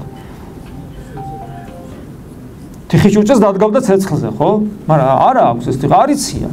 ანუ ცივილიზაცია ამ დონეზეც არ არის. დიდი ხის ვედროები ქონათ ესეთი სათლები, ხო და იმაში ჩაასხავდნენ წყალს და კოცონზე გაავარვარებდნენ ხოლმე ქვებს. გაავარდა ამ ქვებს ყრიდნენ შილი და ეს მე ქვები ადუღებდა წყალს. წარმოგიდგენიათ რა დღეში იყო. მაგრამ რელიგია ქონათ საოცრად ამაღლებული. და ყველა წარმართულ რელიგიაში იყო ეს ფენომენი, ერთი რომელთანაც კავშირი არ აქვს. ანუ ადამიანი ყოველთვის ეძებს ღმერთს და ყოველთვის ისრაფის მისკენ და ქრისტიანობა მოიტანა ადამიანისა და ღმერთის განსაკუთრებული ურთიერთობა. ეს ურთიერთობა იმით არის მნიშვნელოვანი, რომ ღმერთი არა მარტო ჩვენთვის ცოცხალი პიროვნული არსებაა, რომელიც არის სამყაროს მიღმიერი, ეს ანუ რას ნიშნავს სამყაროს მიღმიერი? ის დროისა და სივრცის მიღმა. არა მარტო ესე ტრანსცენდენტულია და აქედან გამომდინარე ჩვენთვის კანონების მომცემი და კანონმდებელი, ცნებების მომცემი, თუ როგორ უნდა ვიცხოვროთ ჩვენ. არამედ იგი მოვიდა ადამიანად. ეს არის ქრისტიანობის საკუთრება. მხოლოდ ქრისტიანობა ამბობს, რომ ღმერთი მოვიდა ადამიანად. არის სხვადასხვა შემთხვევები, რომ ღმერთკაცები იგივე თქვა ძველ წარმართულ მასში, სხვადასხვა მოძღვრებებში, ბერძნულში, მითოლოგიაში, მაგრამ აი ის რომ ის თავარი სამყაროს შემოქმედი გახდა ადამიანი, ადამიანური ბუნება მიიღო, ისე რომ პიროვნულად ღმერთი დარჩა. ნახეთ რას ვამბობ. ღმერთი არის სამება, მამა, ძე და სული წმინდა. მამა, ძე და სული წმინდა. აქ სუბორდინაცია არ არის. ერთი ღმერთია, იმიტომ ერთი ბუნება აქვს. საწყისი მამა, რომელიც მარადილად შეობს ძეს და გამოავლენს სული წმინდას, მაგრამ ბუნება ერთი აქვს. ძე ღმერთი, რომელიც მამისა და სული წმინდის თანასწორია, იმიტომ რომ ერთი ბუნება აქვს, იღებს ადამიანურ ბუნებას ქალწულისაგან. ანუ როცა ჩვენ იესო ქრისტეს უყურებთ, ჩვენ ხედავთ ადამიანს, რომელიც პიროვნულად არის ღმერთი. აი ეს არის საკუთრივ ქრისტიანული, რომელიც მსგავსი არც ერთმა რა თქმა უნდა რელიგიამ არ იცით, ეს ერთხელ მოხდა სამყაროში და ესია. გესმით, აი ადამიანი რო გიყურებს ადამიანური თვალებით, ადამიანური პიროვნება. მაგრამ აი ქრისტე რომ შემოგხედავდა, მისი ადამიანური თვალებით ძე ღმერთი გიყურებს, რომელმაც მთელი სამყარო შექმნა. გესმით? აი ეს განსხვავებაა. მე წაღამ თქვი რომ ჩემი ხელი მეკუთვნის მე თეოდორეს, ხოლო ქრისტეს ხელი ეკუთვნის ძე ღმერთს, რომელიც მამის თანასწორია. გესმით? რა საიდუმლოებასთან აგვაქვს საქმე. ეს არის ძალიან მნიშვნელოვანი და როცა ღმერთი ადამიანად მოვიდა, მრავალი მიზეზი აქვს, რატომ მოვიდა, რატომ მოხდა, ეგ სხვა თემაა, მაგრამ არის ერთი ძალიან მნიშვნელოვანი, რომ ის დაგენახა შენ და გაჩვენა შენი ნიშნული, აი რისკენ უნდა ვითარდებოდეთ. ადამიანი არის ისეთი არსება, რომელიც ვითარდება, იმიტომ რომ მას ზნეობრივი შკალა აქვს, ღორიდან ანგელოზამდე და თავისუფლება აქვს. სადაც უნდა ამ შკალაზე დადგება, შენ უნდა განვითარდე და გაძლევს ნიშნულს, ანგელოზზე უფრო მეტს. განკაცებული ღმერთის ნიშნულს გაძლევს. და ამიტომ ამბობს პავლე მოციქული, რომ მობაძავ ჩემ და იქმნით ვითარცამე ქრისტესა. ეს არის ქრისტიანობის საოცარი, აი ისეთი რამ, რომელიც მსგავსი არაფერმა და არავინ არ იცის და ადამიანი და ღმერთი როცა ვსაუბრობთ, ნახეთ რის წინაშე დგება ადამიანი. ყველა რელიგიაში მე რაღაც წესები და კანონები უნდა შევასრულო და მაშინ მე ვხვდები ამ რელიგიის წმინდანი, ხო? ყველა კანონს თუ წესებს შევასრულებ. ხოლო ქრისტიანობაში წესებისა და სხვადასხვა წესების შესრულების გარდა, გვაქვს ეს წესები ჩვენს, ხო? ცნებების სახით. გარდა ამისა, შენ უნდა შეძლო ისე იცხოვრო, რომ შენ ცხოვრებაში იცნო ქრისტე. ქრისტე რამდენმა იცნო, სახარება წავიკითხოთ. თითქმის ვერავინ ვერ იცნო ქრისტე. ქრისტე უნდა იცნო და მისი მიმდევარი გახდე. მისი მოწაფე გახდე და მას მიბაძო, რომ მას მიემსგავსო. და მისი მეგობარი გახდე. ანუ მას უნდა უერთგულო. მისი მეგობრობა ეხლა ძლევამოსილი შაჰის მეგობრობა ადვილია რა გენაღულება რა. ვინ შეგაგაბრაზებს ყველას თავებს დააჭრის. და როგორია ქრისტეს მეგობრობა, ვისაც მისი მიწიერი ცხოვრება წაუკითხავს. შევძლებდით? ერთმა კაცმა შეძლო დედამიწაზე, იოანემ. აყვა გოლგოთაზე და გახდა ღირსი იმისა, რომ მისი ოჯახის წევრი გამხდარიყო, ეუბნება თავის ყოვლადწმინდა დედას, ამიერიდან ეს შენი შვილია.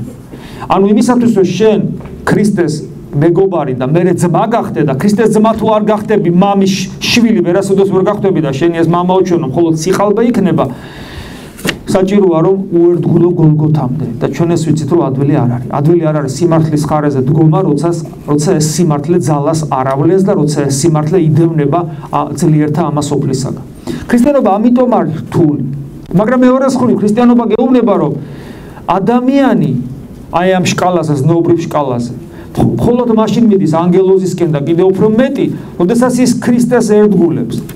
პიროვნულად იღებს გადაწყვეტილებას უფალო მე შენს გვერდზე ვიქნები ბოლომდე და თავის თავში აი ამ ღორიდან ანგელოზამზე რო თქვი ამ ღორობისაკენ მიდრეკილებას, ანუ ცხოველობისაკენ მიდრეკილებას წინ აღუდგება. ადამიანი მხოლოდ მაშინ არის ადამიანი. თუ ადამიანი ამას არ აკეთებს, მაშინ ადამიანი ამ შკალაზე ჩაიჩუჩებს ქვემოთ, იმიტომ რომ მიდრეკილია იქითკენ. ხოლო პიროვნულად ეწინააღმდეგება ამ მიდრეკილებას. და რაში გამოვლინდება ეს? იმაში კი არ გამოვლინდება მართლა რომ ღურტონს კი არ დაიწყებს გასაგებია, მაგრამ ჰედონისტი გახდება, ანუ მთელი მისი ინტერესები, ცხოვრების საზრისი იქნება მიჯაჭვული მხოლოდ ხორცზე და მეტი არაფერი და წარმოგიდგენიათ, ადამიანი რომელიც იცხოვრებს პირუტყვებით, ადამიანი რომელიც თავის თავში არ იპოვის ღმერთთან ურთიერთობის გზებს და ადამიანს რომელსაც შინაგანი ცხოვრება არ ექნება და მხოლოდ გარეგანი ცხოველური ჰედონისტური ცხოვრება ექნება, რომ გარდაიცვლება და ეს ხორცი მიწაში რო ჩავა და ის შინაგანი რო გამოვა, როგორ ფიქრობთ? შეძლებს თუ არა ის ღმერთთან გაჩერებას და მასთან ურთიერთობას და მოუნდება თუ არა საერთოდ ეს? ამაშია საქმე, რომ ადამიანი, როდესაც თავის თავს ღვთის ხატი არის რა, ცხოველად ცხოვრებას განუკუთვნებს, ხომ წარმოგიდგენიათ, რადგან ეს შკალა მიეცა ზნეობრივი და თავისუფლება, როგორი პასუხისმგებლობის წინაშე დადგება ღმერთის წინაშე. იმიტომ რომ მას მარადისობა აქვს ამავე დროს. მარადისობა ხშირად მithქობს, რატომ აქვს? საიდან მithქვა ადამიანი მარადიული არსებაა. და არ არის მხოლოდ დღეს ხვალ და ზეგისათვის აქ. იქიდანაც ჩანს, რომ ჩვენ დროის შეგრძნების უნარი გვაქვს. ფიზიკა ვინც იცის ძალიან კარგად იცის, რომ ათვლის წერტილი თუ არა გაქვს, ვერ გაიგებ გადაადგილდები თუ არა და მოძრაობ თუ არა. ჩვენ გძნობთ დროის მდინარებას, დროში რომ მოძრაობ და საიდან გძნობთ ამას? იმიტომ რომ ჩვენში მარადისობაა, თორემ მარადისობა რო არ იყოს, ვერ მიხვდები დრო რო გადის. და მარადისობა ნიშნავს იმას, რომ მარადისობა დროის მიღმიერია. ეს ნიშნავს იმას, რომ შენ რო გარდაიცვლები დრო რო შენ რო გახვალ მარადისობაში, უკვე პასუხს აგებ იმის წინაშე, ვინც შენ ეს ზნეობრივი შკალა მოგცა. ამიტომ ადამიანისა და ღმერთის ურთიერთობაში ეს არის ძალიან მნიშვნელოვანი, რომ შენ ქრისტე ისე იცხოვრო, რომ ქრისტეს ცნობა შეგეძლოს, რომ დაემოწაფო, რომ მისი ძმა გახდე. თვითონ გიწოდებს მეგობარს, ძმას, შვილს, ყველაფერს და რომ მერე გახდე ზეციური მამის შვილი. ეს არის არსი ქრისტიანობის. მაგრამ აქ არის კიდე ერთი ნიუანსი. ადამიანი და ღმერთი ერთია, ცალკეა, მაგრამ ადამიანი და ღმერთი, ანუ მე და ქრისტე, ეს საკმარისი არ არის. იმიტომ რომ ქრისტე ესეთ რამეს ამბობს, რომ რა არის ყველაზე მთავარი ცნება და ამბობს ორია ეს ცნება. ეს არის ღმერთის სიყვარული, მთელი ჩვენი ძალით და არსებით და სიყვარული ადამიანისა, როგორც საკუთარი თავისა. ხედავთ, ღმერთთან ურთიერთობაში ერთ-ერთი მთავარი რაც წარმოჩინდა, ეს არის ადამიანისადმი ურთიერთობა და თვითონ ის ფაქტი, რომ ღმერთი ადამიანად მოვიდა და მე ესეთი კითხვა დავსვი, რომ ვიცნობდით ქრისტეს, ეს რას ნიშნავს? აი ადამიანი, რომელიც ამბობს სიმართლეს, ადამიანი, რომელიც მხოლოდ სიყვარულის საქმეებს ჩადის, ადამიანი, რომელიც მხოლოდ სიყვარულს ასხივებს თვალებიდან, ადამიანი, რომელიც არავის არ აწუხებს, ადამიანი, რომელიც მხოლოდ ბედნიერების მომტანია, მაგრამ თავის ძალმოსილებას არ ავლენს, თუმცა მას გამოუვლენია ძალმოსილება, მაგრამ ფარულად, რომ ნამეტანის ხმებს არ დაენახათ, რომ არ დაეშინებინა. ადამიანი, რომელიც არავის არ აძალებს, არაფერს და ფაქიზად ექცევა. უცებ ჩემს გვერდზე აღმოჩნდა ეს ადამიანი. და უცებ დაიწყეს ამ ადამიანის განკითხვა, ადამიანის შეურაცხყოფა და მე სიკვდილით განუწესეს. მე ვიცნობდი მას როგორც ქრისტეს და მე დავდგებოდი მის გვერდზე. ანუ მე შემიძლია თუ არა დაუდგე ადამიანს ნებისმიერ ქრისტესთან ხა თავი დავანებოთ ამ შემთხვევაში, თუმცა ეს იგივეა. იმიტომ რომ უფალი ამბობს, თუ ვინმე სუსტს დაუდგები გვერდში, გაჭირვებს. ამით იცოდე რომ მე დამიდგები.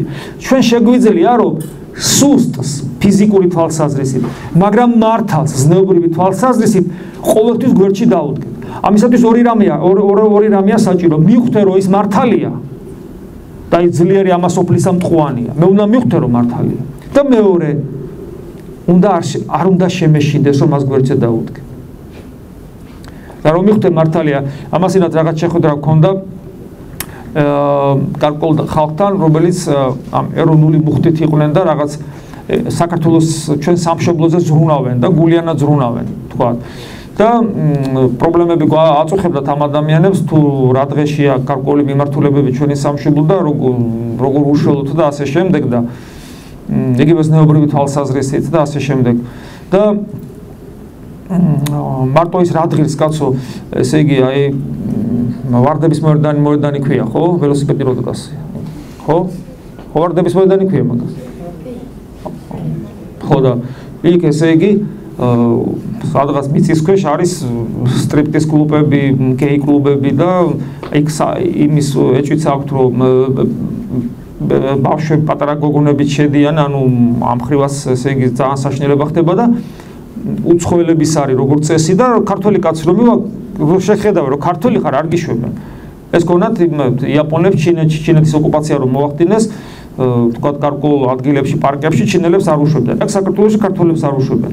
мотивация ისა აქვს რომ ქართველი კაცი რო შევა, იქ შეიძლება ჯერჯერობით თქვა რა თქმა უნდა არ უნდა შევიდეს, მე სხვა თემაა, მაგრამ რომ შევა, იქ ნახავს იქ ქართულ გოგონას არ მეზობელი იქნება მისი ან ნათესავი იქნება რაღაცა და ამას შეიძლება ერთი ამბავი მოყვეს. და ეს არის სრულ დისკრიმინაცია, რასიზმი ქართველების მიმართ და ამავდროულად ეს სრული აღვირახსნილობა და თან ყველა კანონი დარღვეულია თუ რამე კანონი არსებობს და ეთყობა სადღაც არიან შეკრულები ხელისუფლებით და ეს წლების განმავლობაში გრძელდებოდა ესე აი სრული კატასტროფული სიტუაცია შეიძლება ასე ითქვას. იგივე თქვა აჭარაში მსგავსი რაღაცები ხდება, ანუ ბევრი რაღაცაა პრობლემა, რომელიც აწუხებდა ამ ადამიანებს და თავიანთ მოსაზრებებს თავაზობდნენ, თქვათ, რა უნდა გავაკეთოთ, რომ ჩვენი სამშობლო ამ მძიმე მდგომარეობიდან ეკონომიური იქნება თუ პირველ რიგში ზნეობრივი და სულიერი რა უნდა ვქნა. ვინც რას ამბობდა, ყველა ამბობდა სწორეს, სიმართლეს ღირებულს და ყველაფერი იყო კარგი, მაგრამ იყო ერთი სერიოზული პრობლემა ამ ურთიერთობებში, რომ მათ არ ქონდათ ერთმანეთის მოსმენის უნარი. ასე იგი ეს ყველა გულიანი ქართველი იჯდა და ერთმანეთ თითოეული მათგანი სწორეს ამბობდა, მაგრამ ერთმანეთს ვერ უსმენდნენ, ერთმანეთს ვერ უგებდნენ და სურვილიც კი არ იყო, თქვათ, ერთმანეთის მოსმენის და გაგების. ეს ძალიან სერიოზული რამეა. და მე თეთრი შეხვედრა ვიჯექი ჩუმად, საერთოდ ხმა არ მომიღია. არადა ჩემთან ტაძარში შეიკრიბნენ და მე ყველას პატივს ვცემ, ვინც იქ იყვნენ. ყველას, ისინი მართლა გულიანი ქართველები არიან, მაგრამ მე ესე იგი ხმა არ მომიღია, იმიტომ რომ რა ვიცი ხა, ხანდახან არის რომ დადუმდები რა და არა გაქვს ლაპარაკის სურვილი და. მაგრამ იმიტომ რომ ხმა რომ ამომეღო, უნდა მეკითხე ერთი რაღაცა. იქ სხვადასხვა დიდ ქართველებზეც საუბრობდნენ, როგორიც არის ილია, დიმიტრი ყიფიანი, თქვათ, გოგებაშვილი და შემდეგ. და მე შემელო და მინდოდა მეკითხა რომ აქ რო ილია ჭავჭავაძე მჯდარ იყო ჩვენში. თუ იცნობდნენ ისინი ილია ჭავჭავაძეს. იმიტომ რომ ყველა მაგარ რაღაცებს ამბობდა და ილიაც მაგარ სიტყვა და ხო სწორია.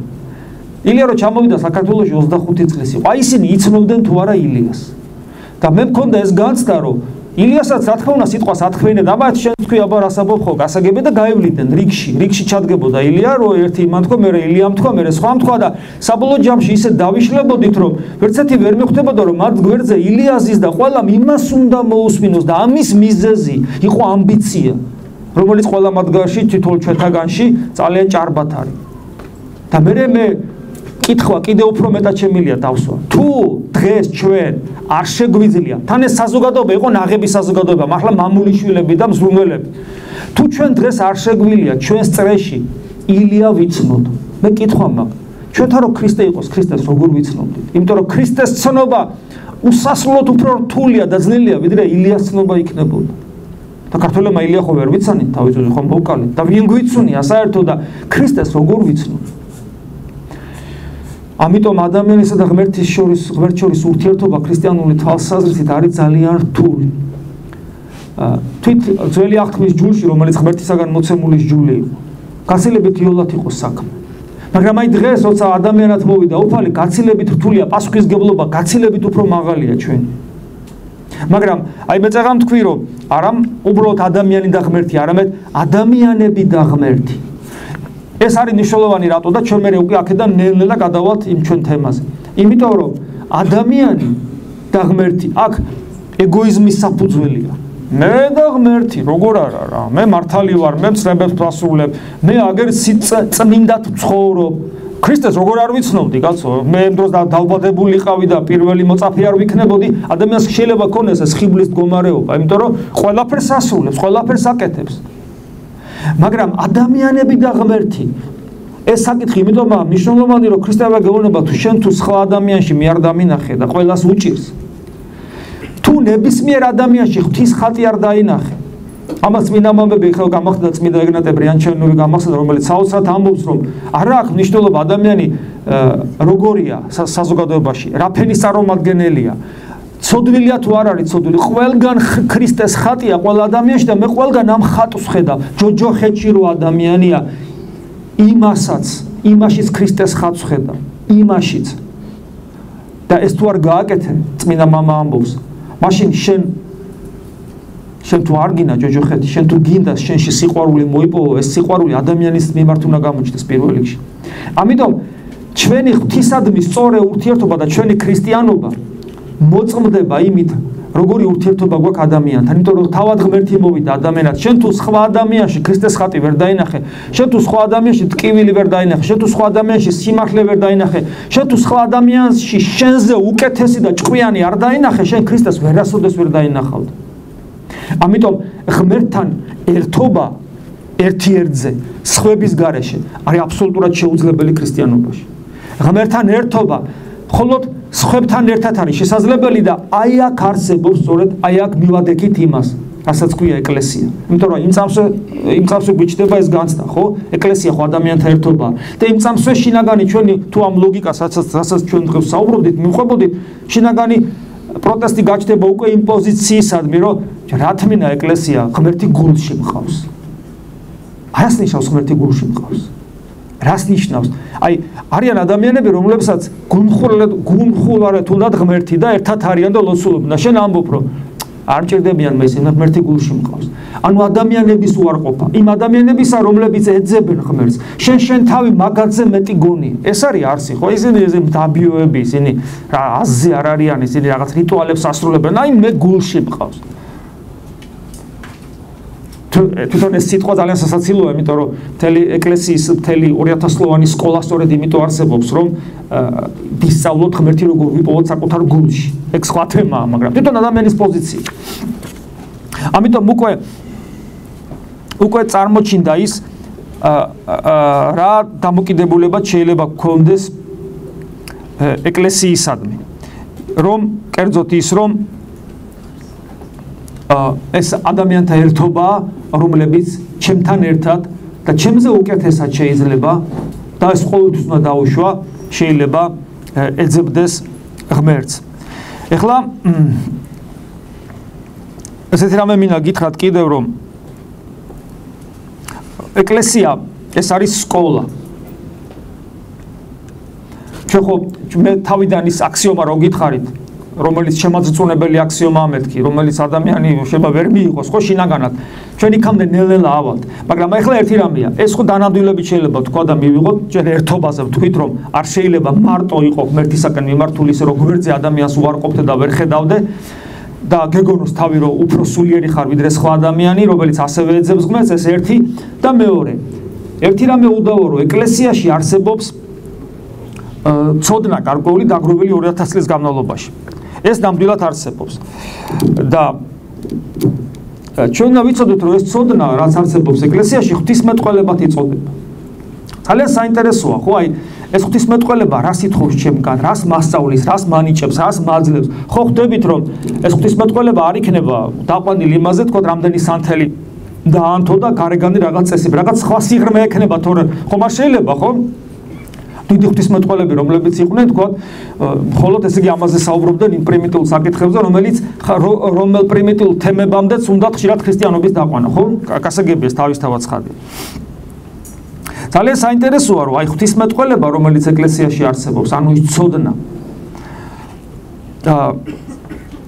ამბობს რომ იმისათვის რომ ადამიანი ზნეობრივი სრულყოფილების საფეხურებზე ავიდოს და ჩვენი ქრისტიანობის მიზანი განა ეს არ არის რომ ჩვენ ნელ-ნელა ზნეობრივად გავიზარდოთ ხო ჩვენ ვთქვით ის სკალა ოღონდან ანგელოზამდე თავისუფლება მარადისობა და ეს ყველაფერი პასუხისგებლობის წინაშე რო გვაყენებს ხო ანუ ჩვენ ზნეობრივად განვითარდეთ სადამდე მეკითხარით ანგელოზს იქით უნდა გავწდეთ იმიტომ რომ ღმერთია მაგალითი ჩვენთვის ადამიანად მოსული და არა ანგელოზი ის რომ თავად ქრისტე ამბობს რომ იყავით სრულყოფილი ვითარცა ზეციური თქვენი მამა სრულყოფილი ანუ ადამიანის სრულყოფილების ზნეობრივ სრულყოფილებას საზღვარი არ აქვს ამით განსხვავდება მე ხშირად ესეთი მაგალითი მომყავს ხოლმე კიდევ შეიძლება ვიმეორებ სხვადასხვა შეხვედრებზე ამას მაგრამ გასაგები ხდება ადამიანს ხშირად არ ესმის ადამიანი გონია რომ აი თქვა რა სრულყოფილებაზეა და რა ზნეობრივ სკალაზეა და მომყავს ხოლმე ერთგულების მაგალითი გედი და ერთგულების მაგალითი ადამიანში არც ერთი გედი თავის მეწყვილეს არ ღალატობს ხო იცით ეს და თუ გედი მოკვდა ის გედი დაქრუებული გედი აღარ იპოვის თავის წყვილს არც ჩვენთანაც არ მოდის გონებაში აზრად რომ ის გედი რომელიც თავის მეწყვილეს არ ღალატობს ორ მაგარი გედი ხარ და შენ ახარ ერთადერთი და რა წმინდა გედი რატო იმიტომ რომ ყველა გედი ეგეთია ანუ სხვანაირი გედი უბრალოდ არ არსებობს ხო სწორია მაგრამ ადამიანი რომელიც ერთგულებას ავლენს მეუღლისადმი და თუ ქრივია კიდე მით უმეტეს მეუღლისადმი ერთგულებას ავლენს მით უმეტეს 21 საუკუნეში ეს დასაფასებელი და მოსაწონია ანუ ადამიანის საქციელი კარგი საქციელი დასაფასებელი და მოსაწონია იმიტომ რომ ადამიანს შეუძლია ცუდი საქციელი ჩადენა და აი ცხოველს ცუდი საქციელი ჩადენა არ შეუძლია ცხოველი ასაც აკეთებს თავის დიაპაზონი აქვს და იმაში არსებობს ხო აქედან გამომდინარე ადამიანის ზნეობრივი სრულყოფილების სკალა სახეზია მაგრამ ეს სკალა უსასრულოდ ვითარდება ქრისტიანობა ამას გეუბნება და აი ღვთისმეტყველება იცით რას გეუბნება აი ეკლესია რომელსაც ასე დღეს ხელახებით უარყოფენ ღვთისმეტყველება გეუბნება რომ შენ რომ ზნეობრივად განვითარდე და შენ ხვდები თუ რელიგიური ადამიანი ხარ მეტნაკლებად რომ და თუ ღმერთი გულში გყავს მოდი ესე ვთქვა თუმცა მე ბჭყალებში ჩავსვავდი უნდა განვითარდე მაგრამ გეუბნება ქრისტიანობა ღვთისმეტყველება რომელიც 2000 წელია ეკლესიაში არსებობს რომ ეს ითხოვს შენგან უმჭიდროეს კავშირს ღმერთთან მე ადამიანი თქვის რა თქმა უნდა ითხოვს აბა რა მე რა მოხდა მეც ვიცი რომ ითხოვს მაგრამ ეკლესია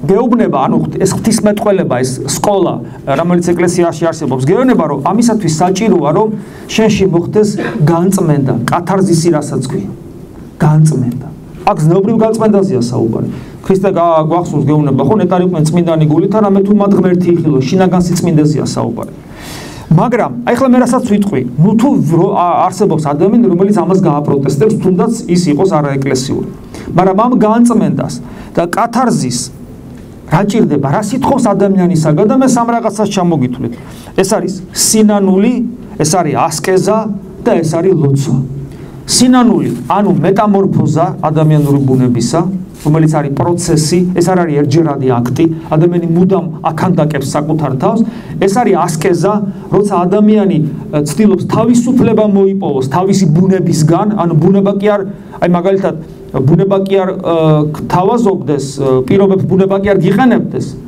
არამედ შენ უყენებდე პირობებს ბუნება აი მაგალითად მიხვედი სადღაც და მოსახში მიხვედი და საჭმელი და ერთი პატარა ულუფა და შენ და შვილი ხარ ბუნება რას გეუბნება შენს თუქშია მიდი ჭამე მაგრამ შენი პიროვნება რას გეუბნება შვილს საჭამე ანუ შენ არ აძლევ ბუნებას რომ მან მართო შენი პიროვნება და ცხოველად არ იქცე და არ ეცი ამ საჭმელს და ბავშვს საჭმელი არ შეუჭამო ხო გესმით ასაც აი ეს არის ასკეზა ანუ როცა შენ ბუნებას იმორჩილებ ოღონდ იმორჩილებ არა აბსტრაქტულად არა ბრმად არამედ იცი რისთვის დაიმორჩილო აი ისე რომ ცხენზე როზი ხარ ან მანქანაზე ესე ხო არ მიაწვევი გაზ და ხო არ გაექანები სადღაც შენ ხო გარკვეული მიზანსწრაფა გაგაჩნია გარკვეული მიმართულებით მიდიხარ ხო აი ესევია მე ასკეზას ანუ მართვას ჩემი ბუნებისას გარკვეული მიზნით ვანხორციელებ და არა ესე გაბნეულად რაც შეეხება ლოცვას ეს საერთოდ ცალკე თემაა რომელსაც ალბათ შეიძლება უამრავი შეხვედრა მიეძღვნას და ვერ ამოუწუროთ, იმიტომ რომ ლოცვა ეს არის სათნოებათა დედოფალი,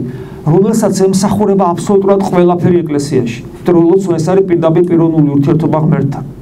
ეხლა მე გეკითხები, რომელი ადამიანი იტყვის, რომელიც ამბობს, ეცი რა მე ღმერთი გულში მყავს, ეკლესია არ მჭირდება, რომ მას ესე იგი სინანული რომელი იტყვის, რომ სინანული და ასკეზა და ლოცვა არ არის, რომ ეკლესია არ არის სინანულის, ასკეზის და ლოცვის სკოლა. ვინ იტყვის ამას?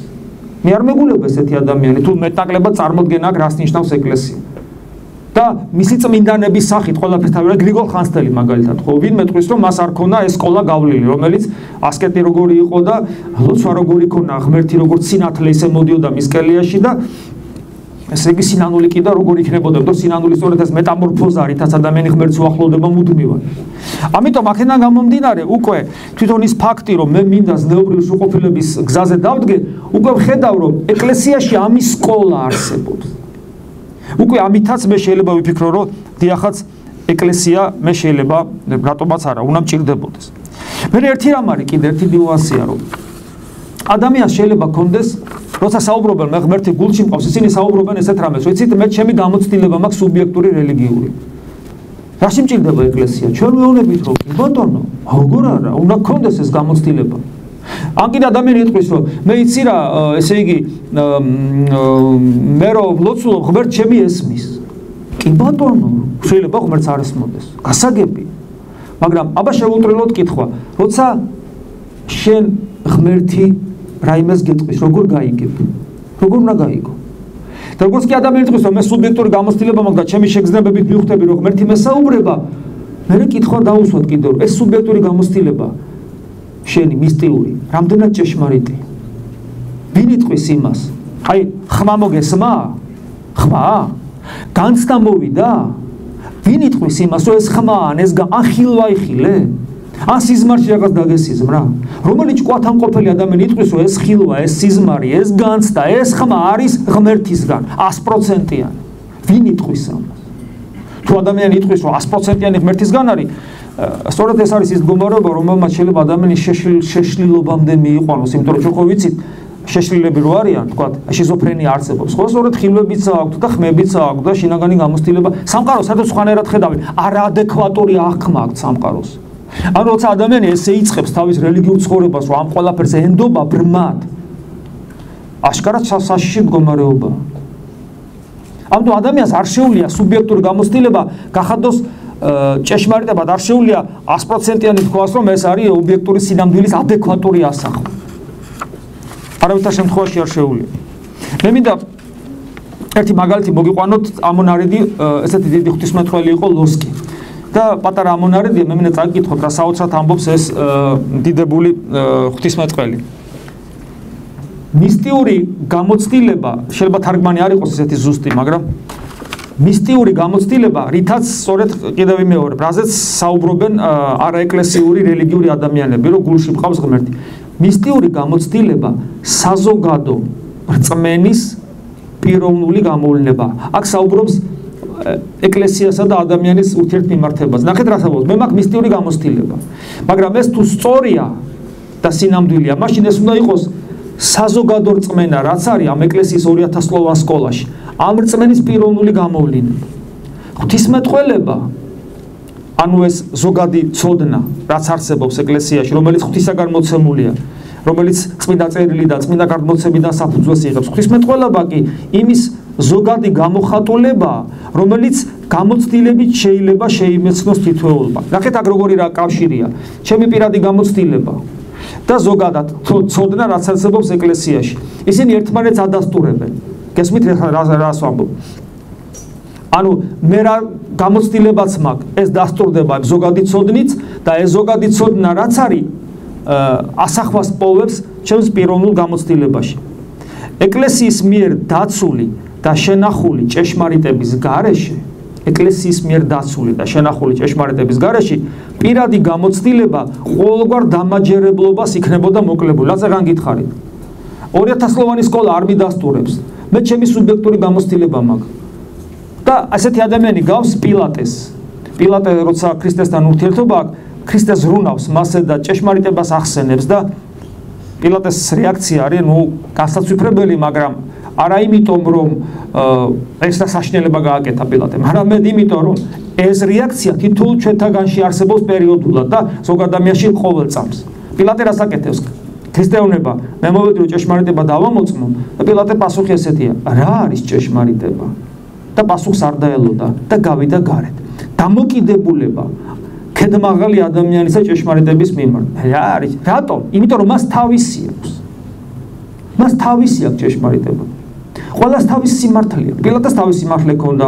ანას და კაიაფას ანუ მღვდელმთავრებს, რომელმაც სასიკვდილო განაჩენი გამოუტანეს, თავისი სიმართლე ჰქონდათ.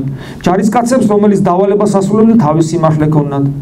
იმ ბრბოს, რომელიც ესე იგი მღვდელმთავრებმა და ფარისეულებმა დაარწმუნეს, რომ ეს კაცი მოსაკლავიო და ბარაბა გამოითხოვა თუ თავისი სიმართლე ჰქონდათ.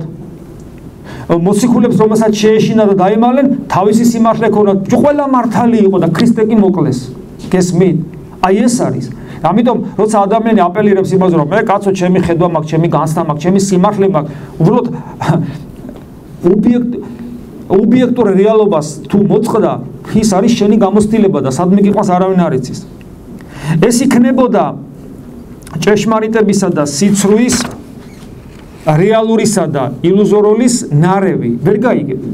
ეს იქნებოდა, ანუ ამგვარი გამოცდილება, ეს იქნებოდა მისტიკა, ამ სიტყვის ცუდი გაგებით, ცრუ მისტიკა არსებობს, ვიცი.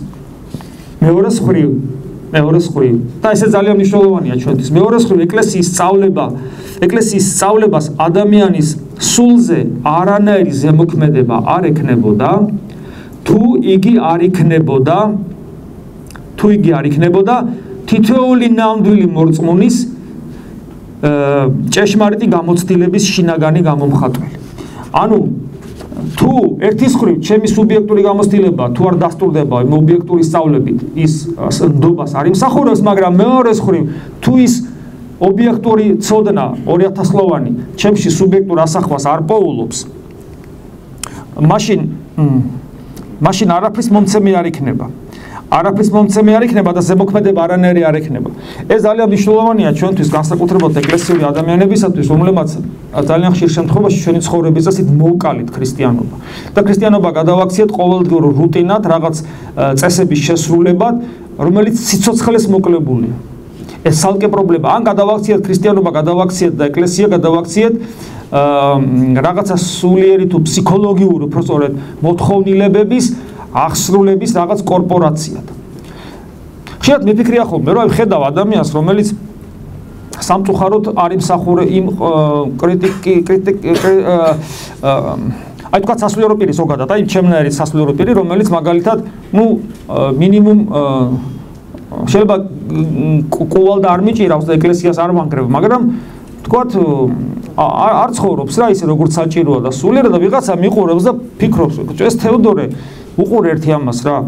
ესე იგი ეს სულიერების ამას არაფერი არ ეთყობა და რომ შევადარო ეხლა თქვა გრიგოლ ხანძთელსში. რატო არ უნდა შევადარო? გრიგოლ ხანძთელს კი არა, პავლე მოციქულიო მეუნება მობაძავ ჩემ და ექმინითო, მაგრამ ის იმიტომ კი არა რომ პავლეს მიბაძავ, იმიტომ რომ ქრისტე ვითარცა მე ქრისტეს, ანუ ყოველი მღვდელი ქრისტეს უნდა ბაძავდეს და გრიგოლ ხანძთელს მაინც ხო უნდა გავდეს და ეს თეოდორე არ აგავს გრიგოლ ხანძთელს თავის ცხოვრების წესით, თავის სიტყვით, თავის სწავლებით. ეს მრევლი კიდე რამდენი მრევლი ყავს და აგერ კიდე ხალხი დადის და რაშია საქმე და კითხვაზე პასუხი არ შეიძლება ადამიანს არ ქონდეს, იმიტომ რომ თუ ეს თეოდორე მღვდელი არ იქცევა კარგად და სულიერი სწავლება არ აქვს, ეს ამდენი ხალხი რათ ეხება თავს, ამხელა მრევლი რატო ყავს? შეიძლება ადამიანს კითხვა გაუშვეს და პასუხი ვერ გასცეს, მაგრამ პასუხი ცით რაში მდგომარეობს? პასუხი მდგომარეობს იმაში, რომ ადამიანები ძალიან ხშირად რისთვის არიან, აი კითხვა, პასუხი ამაშია, რისთვის არიან ადამიანები ეკლესიაში? ძალიან ხშირად ადამიანები არიან ეკლესიაში, იმიტომ რომ მიწერი პრობლემები მოიგვარონ, სიმშვიდე მოიპოვონ ამ ქვეყნიური, ნერვოზისაგან განთავისუფლდნენ, ოჯახი შექმნან, ფული იშოვან, განიკურნონ ანის ან მისი ახლობლები და ამ შემდეგ. ანუ წმინდა წყლის მიწერი პრობლემები აწუხებს და მღვდელს მეტნაკლებად როცა ამდენ ადამიანთან ურთიერთობა აქვს, გარკვეული გამოცდილება ეძლევა, რომ როგორ დაამშვიდოს ადამიანი, თქვა, ახლა დიდი ნაცნობობა აქვს და როგორ თქვა ოჯახი შექმნა როგორ დაეხმაროს და 1000 რაღაც პრობლემა შეიძლება ყოველ შემთხვევაში იმედი მაინც მისცეს, ხო და ეს უკვე კარგია. მაგრამ თუ ეს ხალხი, რომელიც მე მიყურებს, ეკლესიაში მოვიდოდნენ იმისთვის, რისთვისაც ეკლესიაში უნდა მოხვიდე და რისთვის? არა ისინი რაც ჩამოვთვალე, არამედ მამაო, მე მინდა, მე დავინახე, რომ მე მაქვს ეს ზნეობრივი შკალა ჩემში. ანუ აშკარად მიდრეკილი ვარ, თან ამ შკალაზე მიდრეკილი ვარ ცუდისკენ. მე დავინახე, რომ თავისუფლება მომცა ღმერთმა და თუ ეს არჩევანი, რომელიც მე მინდა თქვა ღმერთისკენ მინდა, სწორედ არ განმახორციელე, მარადისობაში, რომელსაც მე აქვე ვატარებ, დავიღუპები და იმიტომ რომ ღმერთს დავკარგავ და ღმერთის დაკარგვა არ არის ძალიან კარგად წარწმედას, ანუ ჯოჯოხის თითოეული ჩვენთაგანი ხო თავის თავში ატარებს, იმიტომ რომ თუ მე ეს აღვირი არ ამოვდეთ ჩემ ბუნებას, რომელიც ღორობისკენ მიცოცავს, წარმოგიდგენთ ჩემი შინაგანი სამყარო როგორ იქნება. ადამიანი როგორ ცხოვრობს, ეგეთია, პრინციპში კაცმა რო თქოს. თუ ადამიანი ჰედონისტური მისწრაფებებით ცხოვრობს, შიგნითაც ეგეთია და როგორც ღორი ვერ გაძლებს ადამიანთა სადგომში, ისე ადამიანი ვერ გაძლებს ყოვლადწმინდა სამებაში. ამიტომ მე ხედავ ამას და შემეშინდა. ეხლა რომ შემეშინდა, ჩემი რწმენა პრინციპში გაცოცხლებას იწყებს, ხო? დასაბამის სიბრძნის არის შიში ღვთისა. ეხლა რას ვაკეთებ? ეხლა ავდგები და მინდა რომ ღმერთი ვეძებოდა. უკვე აი აქ ეკლესიაში მოვდივარ მე, სწორედ აი ამ თავარი მიზნით. მინდა რომ ღმერთი ვიპოვო და ვერ პოულობ. მე მითხრა უფალმა შენ თავში ეძებეო, მაგრამ ეს რას ნიშნავს, ესეც არ ვიცი. თასუფლებელი თქვენს გულებში ეძებეთ. თუ ჩემი მორწმუნე ხარ, შენი გული გახდება სულიწმინდის წყარო, სადაც მიედინებიან მდინარენი მარადული სიცოცხლისკენ. ეს გავიგე თეორიულად. ვიცი რომ უნდა ვილოცო, ვიმარხულო, ვეზიარო, მაგრამ ეს ყველაფერი რას ნიშნავს? ამიხსენით. თუ მეტყვი ზოგადად, ხო, ილოცე, იმარხულე, აბა მოდი ეზიარო, ეს არაფერს არ მაძლევს. მე მინდა კონკრეტული ნაბიჯების გადადგმა მასწავლო შენ. მე მინდა დავინახო, რომ შენ ღმერთისაკენ მიდიხარ და გამოყვე. იმიტომ რომ ქრისტე ამბობს, მე ვარ გზა, ანუ ეს გზა ნიშნავს, რომ არა ვარ გაჩერებული და გარკვეული მიმართულებით მივდივარ. აი ამ პრინციპით ეძებს ადამიანი მოძღვარს. თუ ეს არ არის, მაშინ მოდის სხვა მოტივაციით. და თუ ამგვარი მოტივაციით, არასწორი მოტივაციით შეკრებილი ადამიანები ბევრნი არიან. თუ სამწუხაროდ ჩემნაირი მღვდლებიც, რომლებიც არასწავლიან, ასევე ბევრნი არიან, მაშინ რა გამოდის? მე ეკლესიას ვერ ვხედავ. ეკლესია არის აი ის, რაც მე გითხარით, სადაც ადამიანი ღმერთს ეძებს, სადაც ადამიანი ღმერთს ხვდება, მაგრამ მე ვერ ვხედავ ამ ეკლესიას, იმიტომ რომ ჩემნაირები და ჩემი სულიერი შვილების ნაირები ბევრნი თუ არიან, მე მათ ხედავ და მათში მე იმას ვერ ვხედავ, რასაც უფალებობს, ნათელი იყავით ამას ოფლის. ხედავთ პრობლემა რაში, როცა ადამიანები ეკლესიას ებრძვიან და ლანძღავენ, რატო ხდება ეს? იმიტომ რომ ისინი ეკლესიას ვერ ხედავენ. ეს არის რა თქმა უნდა ჩვენი ბრალი, მაგრამ ეს არის იმ ადამიანების ბრალიც, იმიტომ რომ შედალოცილო, ჩემით რატო აფასებ? ჩემით მოაფასებ. ეკლესია გაცილებით სხვა რამეა, ვიდრე ერთი შეხედვით შეიძლება ეს ჩანდეს.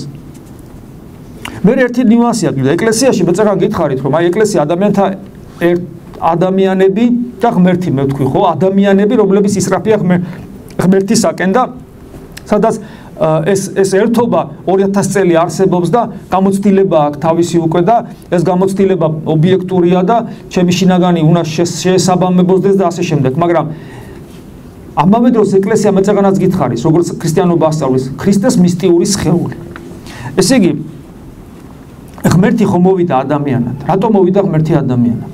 მიზეზი რა არის ამის? ღმერთი ადამიანად იმიტომ მოვიდა ერთი რომ მე ჩემთვის ზნეობრივი მაგალითი გახდეს. ეს ერთი. იქ უამრავი რამ არის. ეს არის საბოლოო ჯამში დიდი საიდუმლოება. მე მხოლოდ ზოგიერთს ვეხები, ხო?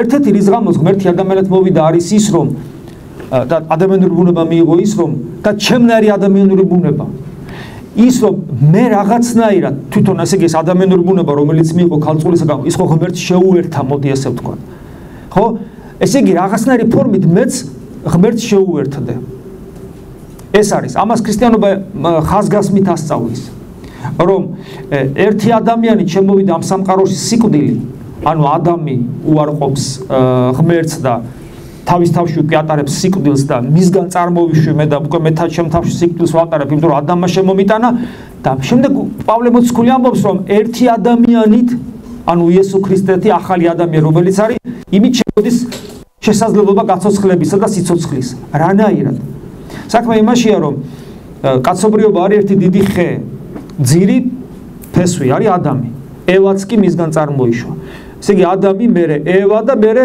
ამ ერთობამ ესე იბარტყა და ამ ხელა ხე მივიღებ დღეს ქრისტე ადამიანურ ბუნებას საიდანღაც კი არ იღებს არამედ ამ ხიდან იღებს ყოვლადწმინდა ღვთისმშობელი ამ ხის ნაწილია ხიდან იღებს და და ამ ხესთან რჩება, არსად არ წასულა, უფალი ჩვენთან არის კვლავ.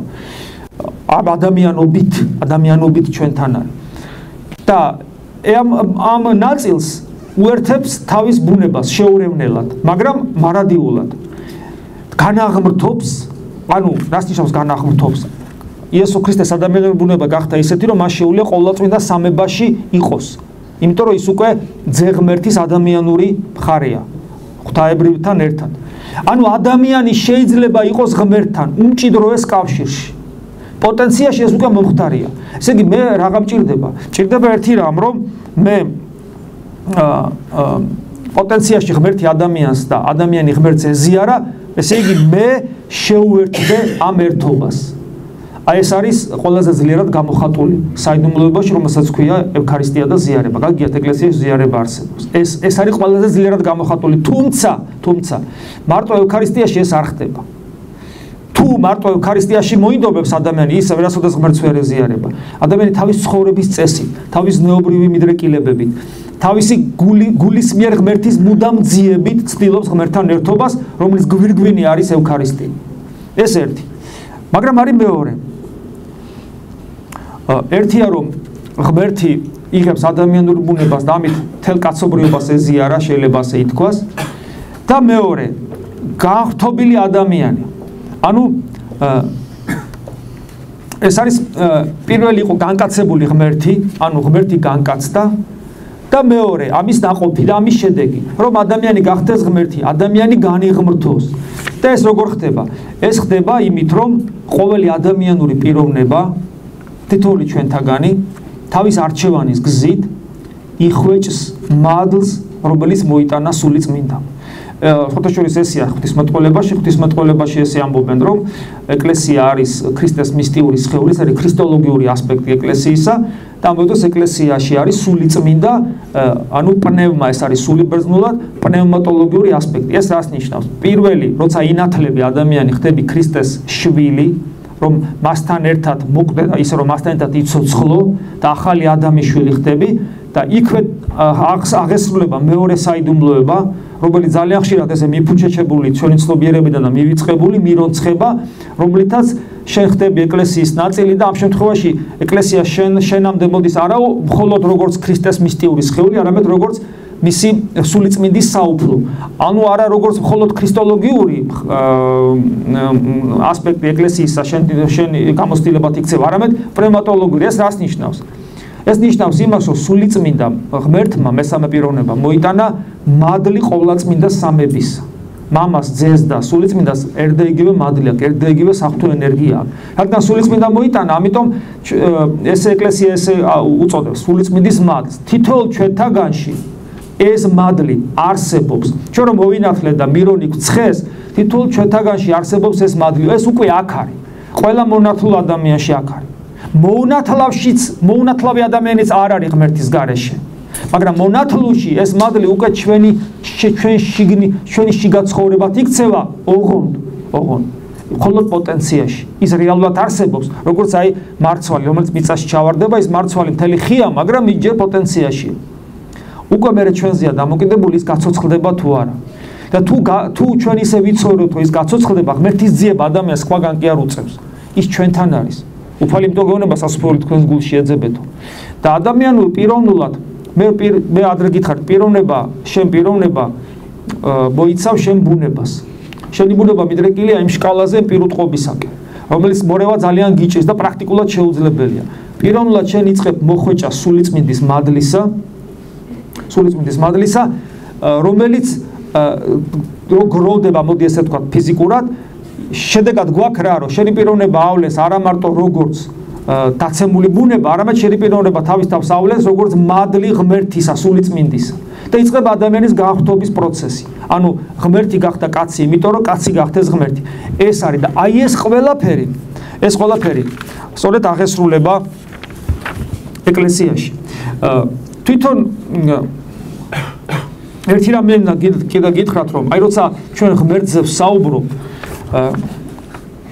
ღმერთი არის ის რეალობა, რომელიც არათუ რომელთა მისვლაც, არამედ გამოთქმაც არის ადამიანისათვის შეუძლებელი. და მე ორი მაგალითი მინდა მოგიყვანოთ. ერთი არის წმინდა დიონისი არეოპაგელი და მეორე წმინდა მაქსიმე აღსარებელი. ეხლა მე რასაც ვიტყვით, თქვენ შეიძლება მოგეჩვენოთ რაღაც სიტყვების ქაოსად და ესე ნარევად, რომელთანაც აზრს ვერ გამოიტანთ, მაგრამ არა იმიტომ მარტო რომ ცუდი თარგმანია. მე ხა ეს რუსული დამთარგმნე და რუსულათაც არანაკლებ გაუგებარია, უფრო ესია რა. აი მე ვეცდები გამოკვეთილად წავიკითხო პატარა ამონარიდია. რას ამბობს წმინდა დიონისი არეოპაგელი ღმერთზე? ზე არსობრივი. ანუ არსი მატერიაა, ხო? ზე არსობრივი. სახით არსებობს. იგი და ყოველ წვდომაზე ზე აღმატებულად და ვითარცა სრულიად შეუცნობელი სრულიად და კიდე უფრო საოცარ ამას ამბობს და საერთოდ არარსებული და ვითარცა სრულიად შეუცნობელი და საერთოდ არარსებული შეიმეცნება. ანუ სიტყვა არსებაც კი ვერ გამოხატავს იმას, რაც ის არის. ამიტომ ამბობს არარსებული. და სწორედ ეს სრულიად უცნობელობა წარმოაჩენს ჭეშმარიტ ცოდნას იმის შესახებ, რომელიც თავად ყოველგვარ ცოდნას აღემატება. ხო ტვინის ამადუღებელი სიტყვებია, ანუ ფაქტიურად ყველაფერს ამბობს და არაფერს. და მაქსიმე აღსარებელი ცოტა უფრო გასაგებად ამბობს. უსასრულობა უეჭველი არის რაღაც, რომელსაც ღმერთთან აქვს კავშირი, მაგრამ იგი თავად არაა ღმერთი, რომელიც თვით უსასრულობას უსასრულოდ აღემატება. ესეთი გამონათქვამები წმინდა მამებთან არის ძალიან ბევრი. ეს მაგალითი მე იმიტომ მოვიყვანე, რომ წარმოიდგინეთ ადამიანს, რომელიც თან დიონისი არეოპაგელი ვინ არის? ეს არის პავლე მოციქულის მოწაფე. რომელმაც მთელი ზეციური იერარქია იხილა. ანუ ფაქტიურად წმინდა დიონისი არეოპაგელი ჩაწვდა სამყაროს ზესაიდუმლოებებს. ვინ არის მაქსიმე აღსარებელი? ეს არის ადამიანი, რომლის გმირობაც, რწმენაც არის განსაცვიფრებელი. და რომლის ღვთისმსულიერობა და ინტელექტი ისეთი გამაოგნებელია, რომ აი მაგალითად, რასაც ამბობს, მე ხშირად მოვყავს ეს მაგალითი, ხშირად ვიმეორებ, მაგრამ ესეთი მაგალითია და როგორ შეიძლება ეს არ გავიმეორებ? რასაც ამბობს ეინშტეინი მე-20 საუკუნეში, რომ მატერია არის შედადებული ველიაო მატერია. წმინდა მაქსიმე აღსარებელი მე-8 საუკუნეში ამბობს, რომ ეს სამყარო არის ღმერთის მიერ შექმნილი ენერგია, იგივე ველი ენერგია ამ შემთხვევაში. ერთ მე-8 საუკუნეში წარმოგიდგენთ რა დონის მოაზროვნე. აი ეს ორი ადამიანი მაგალითად მოვიყვანე, ეს ორი უზარმაზარი ინტელექტისა და სულიერების მქონე ადამიანი ღმერთზე ისე ლაპარაკობენ, ვერაფერს ვერ გაიგებ. თავგზა აგებნება.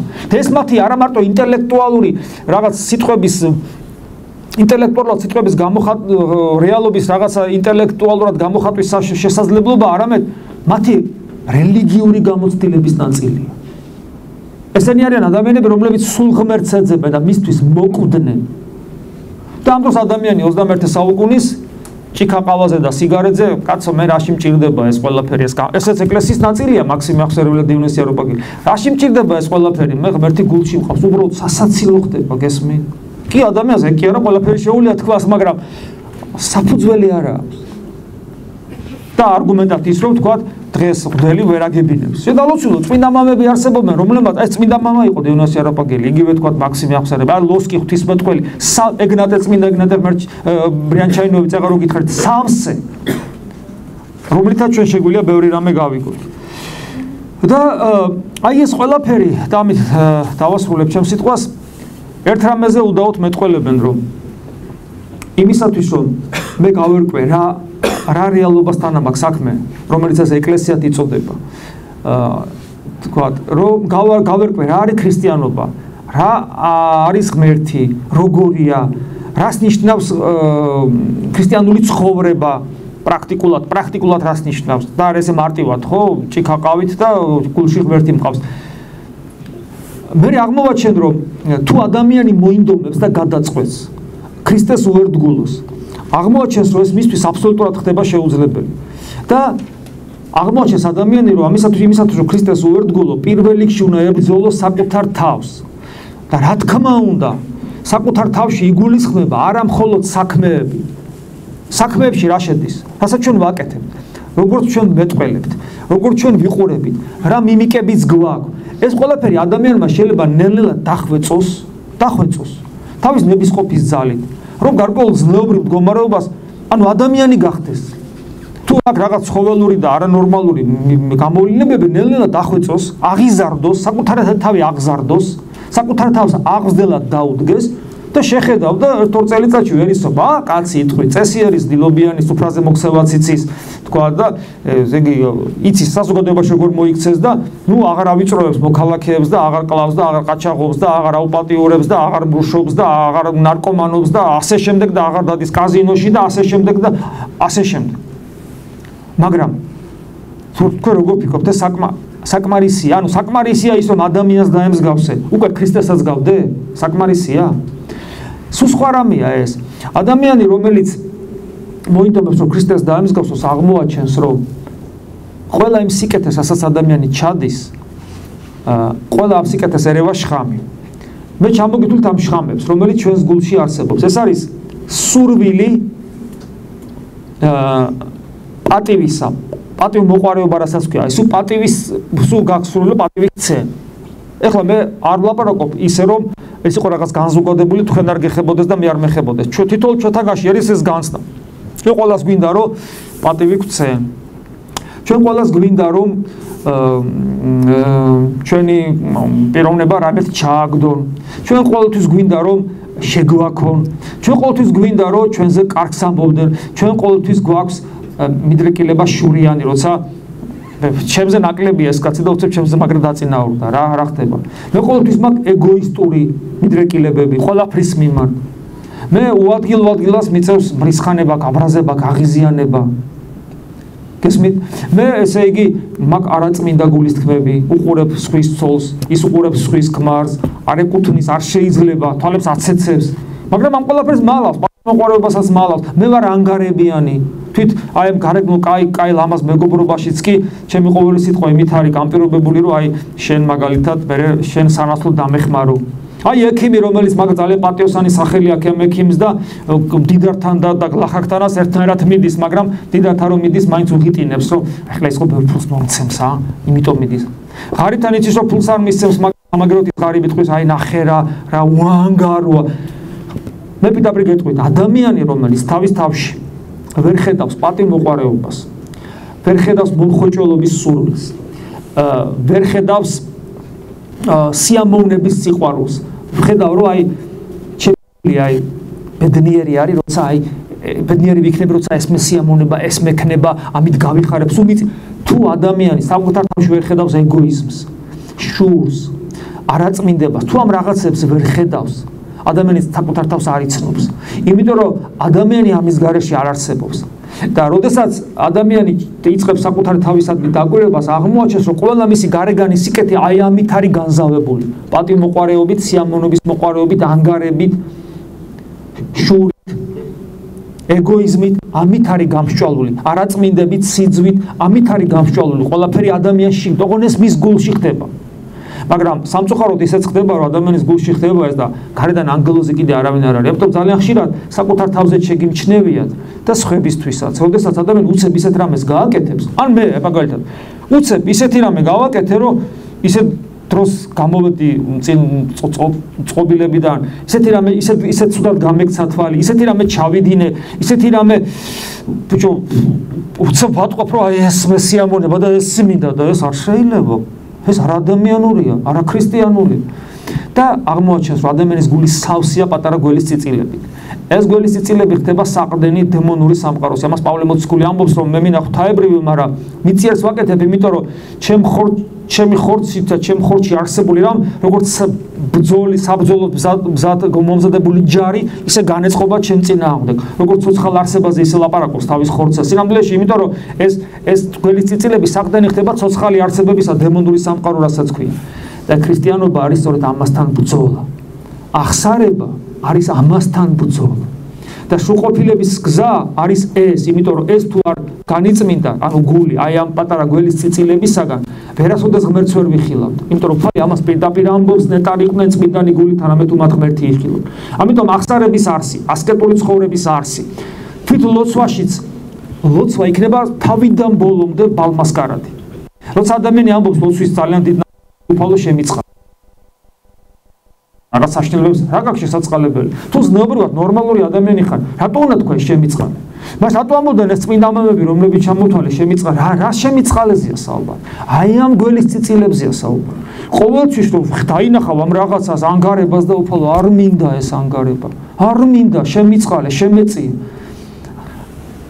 თუ ადამიანმა ეს არ დაინახა, მას არასოდეს არ დაჭირდება იესო, რომელიც ხსნელს ნიშნავს. ხოლო თუ ადამიანმა ეს დაინახა და დაიწყებს ამ მიმართულებით მუშაობას და აღმოაჩენს, რომ ეკლესიის გარეშე ამის გაკეთება არის შეუძლებელი, თუ ეკლესია იძლევა არა მხოლოდ თეორიულ ცოდნას, არამედ მადლს და ენერგიას იძლევა პირდაპირ ამისათვის. ეკლესია არის თითას თავიდან დავიწყო და ამით დავასრულებ, ხომალდს გავს, რომელიც გაჭირვებულ ადამიანს, რომელიც იხჩობა ამ თავის გველის წიწილების ამ ორებში, გიგდებს ამ მაშველ რგოლს და შეგიძლია მოეჭედო და ახვიდე. თუ ადამიანს ეს ცხოვრება არ აქვს, რასაც შინაგანი ცხოვრება ქვია, მას ვერასოდეს ვერ მიხვდება. ეკლესია რატომ არსებობს და თუ ეკლესიურ ცხოვრებას ეწევა გარეგნულს, მაინც ვერ მიხვდება რისთვის არის იქ და მისთვის იქნება კორპორაცია რაღაც ფსიქოლოგიური და ამ ქვეყნული პრობლემების მოსაგვარებელი, იმიტომ რომ ის არის მთავარი. შინაგანი სამყარო, ჩვენ რო გარდავიცვლებით, ღმერთის წინაშე წარსდგება ჩვენი შინაგანი სამყარო. და არა ეს გარეგანი, თავი რომ მოგწონს. ეს არის. დაგღალეთ ხო?